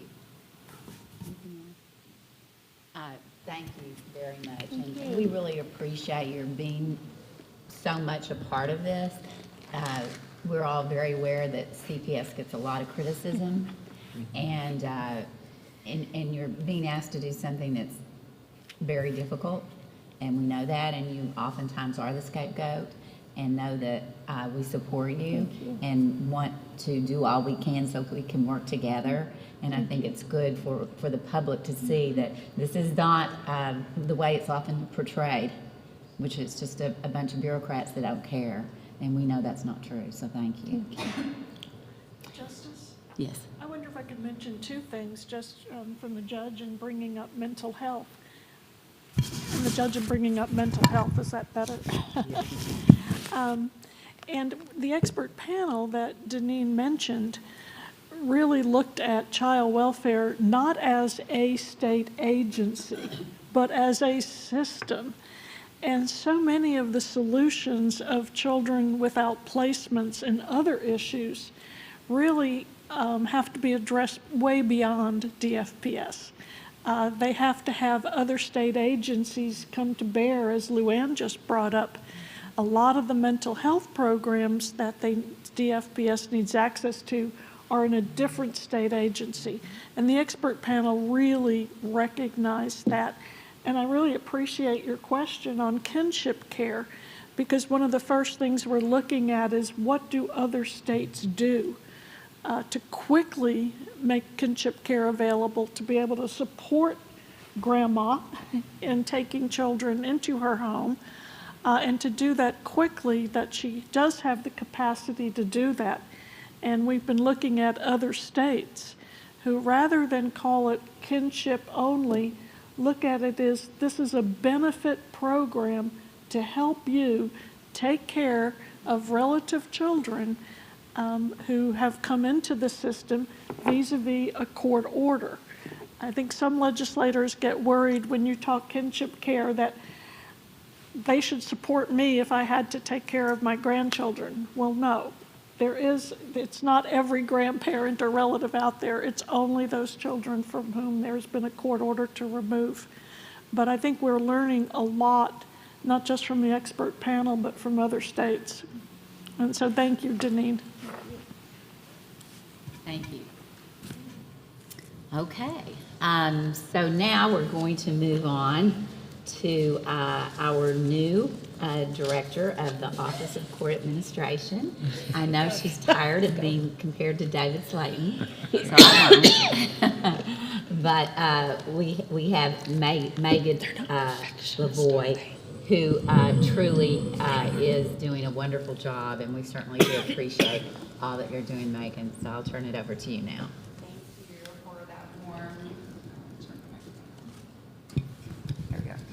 Thank you for that warm welcome. My name is Megan Lavoie. I am the new Administrative Director for the Office of Court Administration. I was appointed in December. I previously held the role of Director of Public Affairs for OCA, so I'm very familiar with the Commission's work. I love our partnership with y'all, and am looking forward to continuing this work in this new role. I just have a couple of brief updates. Hybrid hearings, sorry I couldn't join you for the whole commission meeting, so I'm not sure if you talked about this yet, but we do have 2 child protection courts that have been set up to conduct hybrid hearings with the OWL technology. If you're not familiar with the OWL technology, it's a little camera. Sometimes it hangs from the ceiling, sometimes it's in the middle of the table, but lifted up high, and it gives you a 360 view of the room. And so we have Judge Gonzalez in Dallas and Judge James and Bryan, who have been set up with that technology, and we have 4 additional child protection courts that have expressed interest in having that. And I've actually been meeting with all of our associate judges, and we have several child support courts that also are interested in that technology. Additionally, on hybrid hearings, we are working with the National Center for State Courts to work out the details of the phase 2 of a study looking at virtual child welfare hearings. Our original study focused on 4 specific courts and looked at qualitative data. This phase will look at all of the CPC courts and district courts, and it will also expand the study to look at case outcomes and more quantitative data. We also have hired and are working with a new data analyst, Jeffrey Cox, through a 1-year grant with the Children's Commission. He's going to be looking at data we currently collect in our CPCMS, which is our case management system for our child protection courts. We're hoping he'll be able to make recommendations on increasing the data we collect, as well as increasing the accuracy and consistency of that data. He's also assisting OCA in looking at the efficiency of virtual child welfare hearings. And I know we heard from Sasha on the DFPS grant that we're working on with those court liaisons. We actually have hired one in Galveston, and they start on March 1st, and we're currently conducting interviews with the other 2 candidates for the other locations. Funding for visiting judges. So with generous funding from the Children's Commission, in addition to contracting with retired Child Protection Court associate judges to sit as visiting judges, we can now fund former retired district court and county court at law judges experienced in hearing CPS cases to sit as visiting associate judges. The goal is to ensure knowledgeable coverage of this unique case type, resulting in timely permanence for children involved in our welfare system. Some other things that OCA is working on that are outside the sphere of child protection, bail reform, that's a big project that we're working on. During the second special session this past year, the legislature passed Senate Bill 6. The legislation requires OCA to develop and implement a public safety report system for judges to use in setting bail. The public safety report system will contain the defendant's criminal history as well as whether they're eligible for personal bond, and it does a variety of other things as well. The system has to be implemented by April 1st of this year. We're working really hard at OCA to make this a success in that short time frame. I would say that it's probably a 2-year project that we have 6 months, or had 6 months to implement. So working really hard on that. The other thing that I think is of interest to y'all would be House Bill 4293, which is the court reminder program. I don't know about y'all, but I have a dentist appointment next week, and I've already gotten 6 text messages, a call, and 3 emails to confirm that I am going to be there. And maybe it's because I rescheduled it a couple of times, but I'm going to be there. House Bill 4293 requires OCA to develop a system for counties to use for criminal cases. So they will get text reminders to show up to court. We did not receive funding for this legislation. We have been talking with a couple of entities, including the Department of Housing and Community Affairs, because they want us to develop a system for eviction cases. We don't want to have separate systems. We think that there should be one system for all case types. I do think that this would be great to have a system for child protection cases as well. And so we're just working on that funding piece. We do have a project team that has been talking with vendors to see how much that would cost.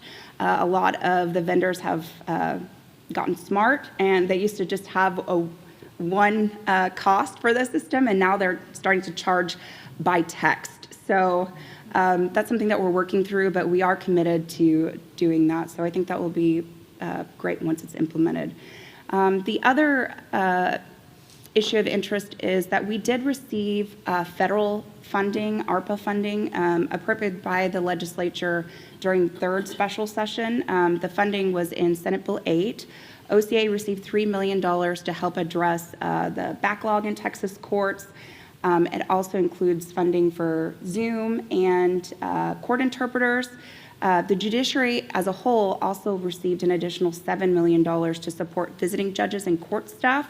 So we're currently working with the comptroller's office and the regional presiding judges on a plan to adequately distribute that funding across the state. Court staff could include court coordinators, clerks, court reporters, interpreters, and staff attorneys. And so be looking for more information in the next couple of months about that in the near future. So that's my brief update. Happy to answer any questions. Thank you, Megan. Last night, whenever Justice O'Neill was talking about Carl Reynolds and how instrumental he was in creating the Permanent Commission, that was through OCA, and so that is the role that Megan is playing. And so you really have done so much for the state of Texas, so thank you. Thanks. Appreciate that. Okay, so now then we're going to our challenges and successes portion of the meeting. And so we had asked for input from people about what challenges and successes they would like to share with us, and we got 2. And one of them is a challenge that Gary Coley mentioned, and so would you like to? Sure, thank you, Justice. We have started a parent advocacy program in McLennan County through the generous help of Casey Family Programs and Ann, and we had a launch event this week, and really, if you've been on the bench, you know that you've seen CPS cases where they come in and you just think to yourself, why on earth did you guys not get a lawyer before you got here? They could have potentially avoided being in court and they didn't, but the purpose of the program is to create an avenue for those families to contact somebody through a number, a social service worker. Faye Stewart's the one doing the work for us, and she connects them with the local lawyers, and they've got the go-ahead and the clearance and skill level to assist them in creating legally binding agreements, whether it's through mediation or by agreement of the parties, to have a custody agreement in place or some other plan in place. It may be through getting help with housing or some other issue they've got, but it's intended to keep them upstream from ever getting in the system. I hate to steal your example of the Spanx, but essentially it's for families that couldn't afford to buy the Spanx or don't know how to get the thing on. We're going to help you do that before you ever get in to foster care, before there's ever a removal, before there's ever an issue with that. So we're really excited about it. I mean, I think that those of us that have been involved think this has a lot of potential to be replicated in other parts of the state. Hopefully we can work out the kinks for everybody else, so by the time it rolls out, it'll be something you can replicate. Thank you very much. Any questions or comments?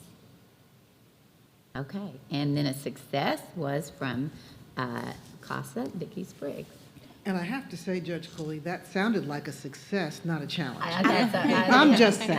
Or a challenging success. Oh, there That's you what go. I was thinking. There you go. Yes.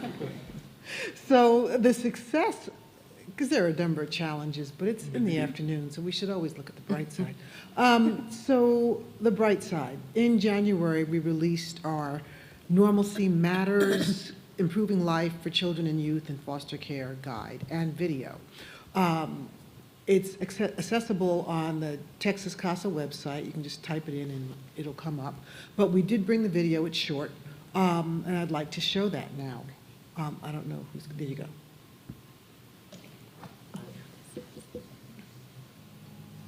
This video is for anyone who cares about young people in foster care and wants them to have the best childhood and teen years possible. That means caregivers and caseworkers, parents and relatives, CASA advocates and judges and teachers, and many more. We want everyone to understand the concept of normalcy and all the ways young people learn and grow to get the most out of life. Normalcy means that young people in foster care should get to experience a life that is as normal as possible and enjoy things that other youth do as long as they are safe. Lots of things about being in foster care are hard and unusual. Healing from traumatic events, being far from home, missing friends and family, going to court, experiencing uncertainty. Lots of things feel out of control. And for a long time, kids in foster care didn't always get to do normal stuff that other kids did, like have sleepovers, choose their own clothes, join clubs, get a job, or drive. Normalcy is all about allowing kids to be kids. By making normalcy a priority, encouraging open communication, and ensuring children's voices are heard, everyone can help create a better experience for young people in foster care. In this short video, we are going to break down some of what normalcy is all about. If you want more info about these or many other topics related to normalcy in foster care, please check out the guidebook that Texas CASA produced on supporting normalcy. Activities, friendships, and sports. Who doesn't want to do activities, have good friends, or participate on teams? Playing sports, playing in the band, going on field trips, and other social activities help children build connections and self-confidence. A sleepover at a friend's house, going to the movies, play dates, or school dances are things every kid should enjoy. Caregivers can make decisions about the activities that children in foster care can participate in without getting permission from caseworkers or the court. Background checks are not required for a child's friends or their friends' parents or coaches in order for the child to spend time with them. The key idea behind normalcy is that if a caregiver would let their own child of the same age and maturity level do something, their child in foster care should be allowed to do the same activity. This is called the reasonable and prudent parent standard. Children and youth in foster care should have access to both supervised and unsupervised activities, as this is a healthy part of growing up. When trying to decide whether a child may participate in an unsupervised activity, use the reasonable and prudent parenting standard. If the activity is age appropriate and a reasonable parent would allow their child to do it, the child should be allowed to participate. Cell phones and social media. Cell phones are a necessary part of living in our modern world. Without one, you can't communicate easily with loved ones, or even know how to reach them. A cell phone is often the center of a young person's universe. Youth access music, games, pictures, and entertainment on their phones, which can be powerful healing and coping tools. If getting a phone is not possible, they need regular, confidential access to a phone and important contact information written down somewhere secure. Like a phone, social media is one of the most powerful tools youth use to connect with their peers. Children and youth who do not have access to any types of social media can feel embarrassed or isolated. Some adults may fear social media because it opens young people up to individuals, and that can be unhealthy or even dangerous. However, research shows it is better to support youth to have safe, supervised access to social media and teach them how to be smart and responsible. The Texas CASA Normalcy Guidebook has lots of tips and information about how to ensure a young person's safety on social media. Dating and relationships. Young people are likely to have dating relationships whether the adults in their lives approve or not, so it is important that they feel safe enough to discuss their relationships. Talking about relationships and dating with respect and non-judgment is a great start. Healthy relationships are based on trust, care, and communication. Youth in foster care are at a higher risk of becoming victims of dating abuse and human trafficking, so conversations about healthy relationships are critical. Visit loveisrespect.org to learn lots of ways to have these conversations. Driving and driver's education. Learning to drive is a huge confidence booster. A driver's license can unlock employment, housing, healthcare, and education, especially where public transportation options are limited. Texas IDs and driver's license application fees and fees associated with driver education classes and driving tests are eligible to be waived for children and youth in foster care. Having a driver's license has been shown to be one of the most important positive factors in life after foster care, so be sure to do all you can to help them get one. Looks, clothes, hair, and hygiene. Self-expression through appearance is a natural and important part of growing up. Children and youth in foster care have the right to personal care, hygiene, grooming supplies, as well as to have someone show them how to use them. Honor a young person's identity and creativity by encouraging them to choose their own clothes, hairstyles, and accessories. Race, ethnicity, sexual orientation, gender identity, and culture can all influence a young person's style. Talk to the child or youth about their style and appearance. Take them shopping at stores of their choice and let them pick out their own outfits. Rules and safety. It is common and developmentally appropriate for all children and youth to test boundaries and resist authority at different stages in their life. The teenage brain is actually wired for risk-seeking behavior. Children in foster care tend to face lots of rules and restrictions, so they may react strongly to or break them on occasion. If the youth reacts strongly to a rule or expectation, don't punish them. Instead, engage with them to gain understanding of the reason for their reaction. Keep in mind that the rules at a new placement may be very different from the ones they are used to, which can be confusing and frustrating for them. Give the child opportunities to build trust and understand your perspective about why a particular rule is important. Be sure to offer flexibility and compromises if they are safe and appropriate. Transportation. Caregivers often believe that they must provide all transportation for the children in their care. This is not true. Parents, other relatives or family friends, a child's CASA volunteer or caseworker, schools, community organizations, and other groups might help as well. Explore the options and don't let transportation challenges prevent normalcy for children in foster care. To learn more about these topics and more, or to learn how you can support normalcy through your role in a child's life, visit texascasa.org/normalcyguide. Thank you to all who contributed to this video. Together, we can make a positive difference for children in foster care. Thank you. Well, thank you all for the funding to allow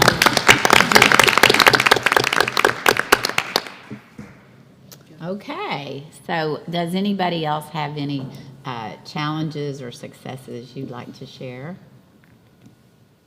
Yes, Judge. All right. Yesterday, we honored Dean Rucker for innovation. And the pandemic, as terrible as it has been, you want to talk about an opportunity to innovate. We were forced to innovate. The Supreme Court locked the doors and we couldn't lock our kids out. So we had to make these changes. one of the great things about innovation is the unexpected or unintended results, consequences. And we watch those over time, right, and figure out what's working and what isn't. One of the great ones we all learned about was the expansion of participation in parents. When we were all told in March of 2020 that we would exclude everyone because no one has a smartphone and the sky is falling. And of course, it turned out the opposite is true. All of us CPS judges know that now. Well, there was another one that we realized recently in our courts. We're rural. We have very few ad litem attorneys. I think I have 4 right now to cover 20,000 square miles. That's a lot of driving. And so what we found ourselves doing over the years was spreading out our hearings a little more than we wanted to, because we couldn't really afford to make all these lawyers take a day off and the kid 2 days off of school, and CPS would have to give us 2 workers for the drive, right, because you can't be alone. And it was very difficult and very expensive.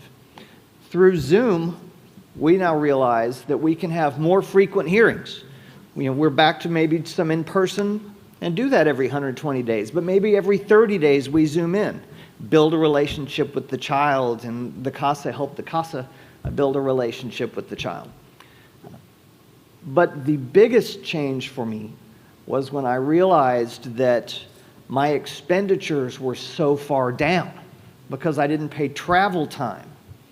And just starting January the 1st, I essentially doubled the rate of pay for attorneys ad litem in child welfare cases in my district, because now I have the money and they're woefully underpaid.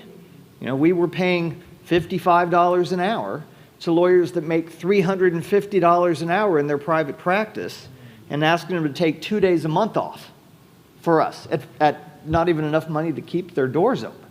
And so I'm encouraging not just the people in this room, but the people watching us who are judges in CPS, who have that kind of authority, to go back and reevaluate 2019 versus 2021 and see if you're seeing the same impact on your budget that I saw.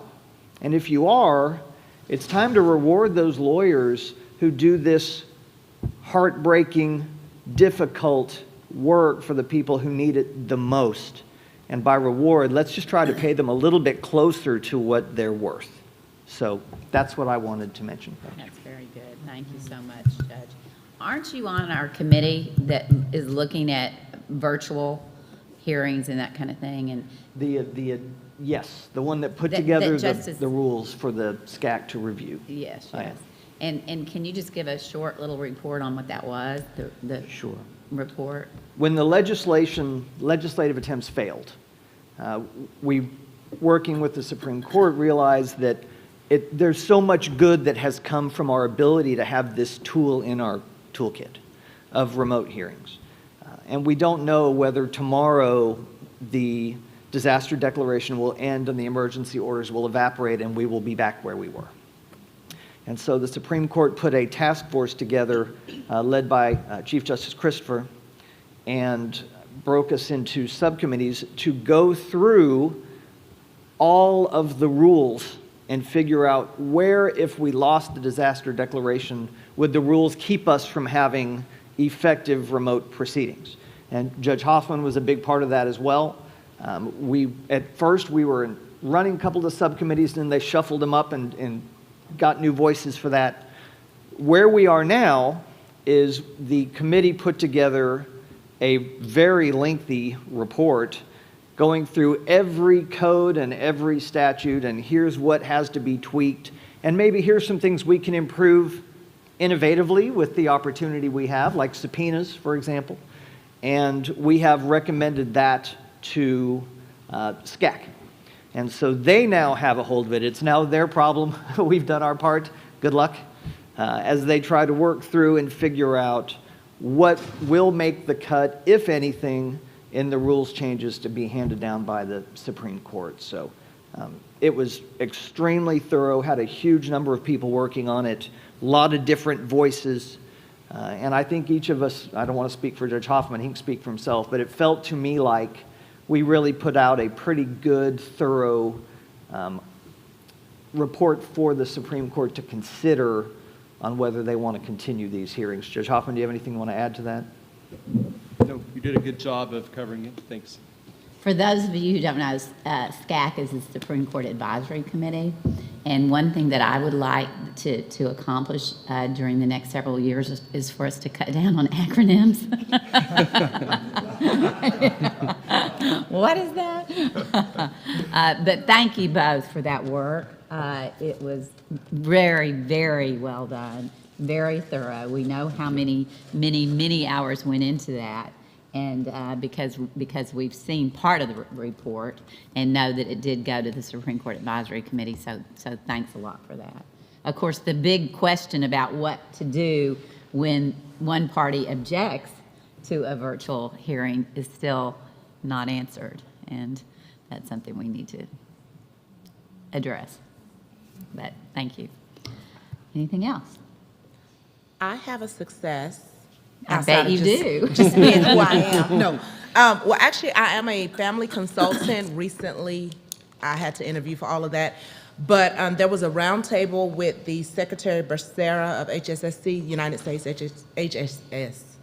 Okay, thank you. All the acronyms, here we go again. And they actually, because of my involvement as a fictive kinship provider many moons back, they specifically asked me to be a part of that roundtable. And just so you know, which I'm sure you probably do, but he was actually very interested in knowing what are some of the issues, I guess, that some of the parents are having, kinship placement parents are having in regards to kinship. And so I didn't just give my own viewpoint, which I do so well. I had to give the viewpoint of individuals all around the United States of America, because that particular group is everybody, not just, say, Texas. And so two of the main things that were brought up, obviously, was the financial support that they don't receive, and also having to be, I guess now there's a thing that they want your kinship providers to be licensed, and the licensing is very similar to that of a foster parent. And obviously, a lot of your kinship parents' families, they don't want that. They don't want CPS involved in their lives. And so that was a major concern. Those were two major concerns. But it was an honor to be asked specifically to be on that roundtable. And Secretary Becerra was saying that he may reach out to a few of us, because it was more than kinship. They had different areas, different pockets of child welfare that they were looking at. But he did indicate that he may reach out to some other people or to us again in order to get more information. So it was an honor, and it's a success. Thank you. One thing that I'm thinking is that, you know, I really do appreciate, and I know Justice Huddle does as well, the input that you all gave about changing some of the way we're doing things. And focusing, like, for example, on the things we did today, for example, the foster families communicating with the parents and all of that kind of thing. Now, the judges in the room were acutely aware, and the lawyers, that, you know, that's easier said than done, because we have a lot of, you know, regulations, licensing, those kinds of things that have to be jumped. It's more than just a shift in thought. It takes more than that. And so my question is, you know, now then that we've kind of identified this as an issue, and also the issue that was brought up about mental health with children, and what was said, I thought, Judge, what you pointed out about, you know, you're in this rehab from day 1 to 30, and 31 you're on your own, whereas adults at that point, hopefully, or at least after maybe 60 days, are able to initiate things themselves through support groups or AA or whatever. Children really can't do that, or it's certainly a lot more difficult. So those are, for example, two issues that we've identified that are really, really important.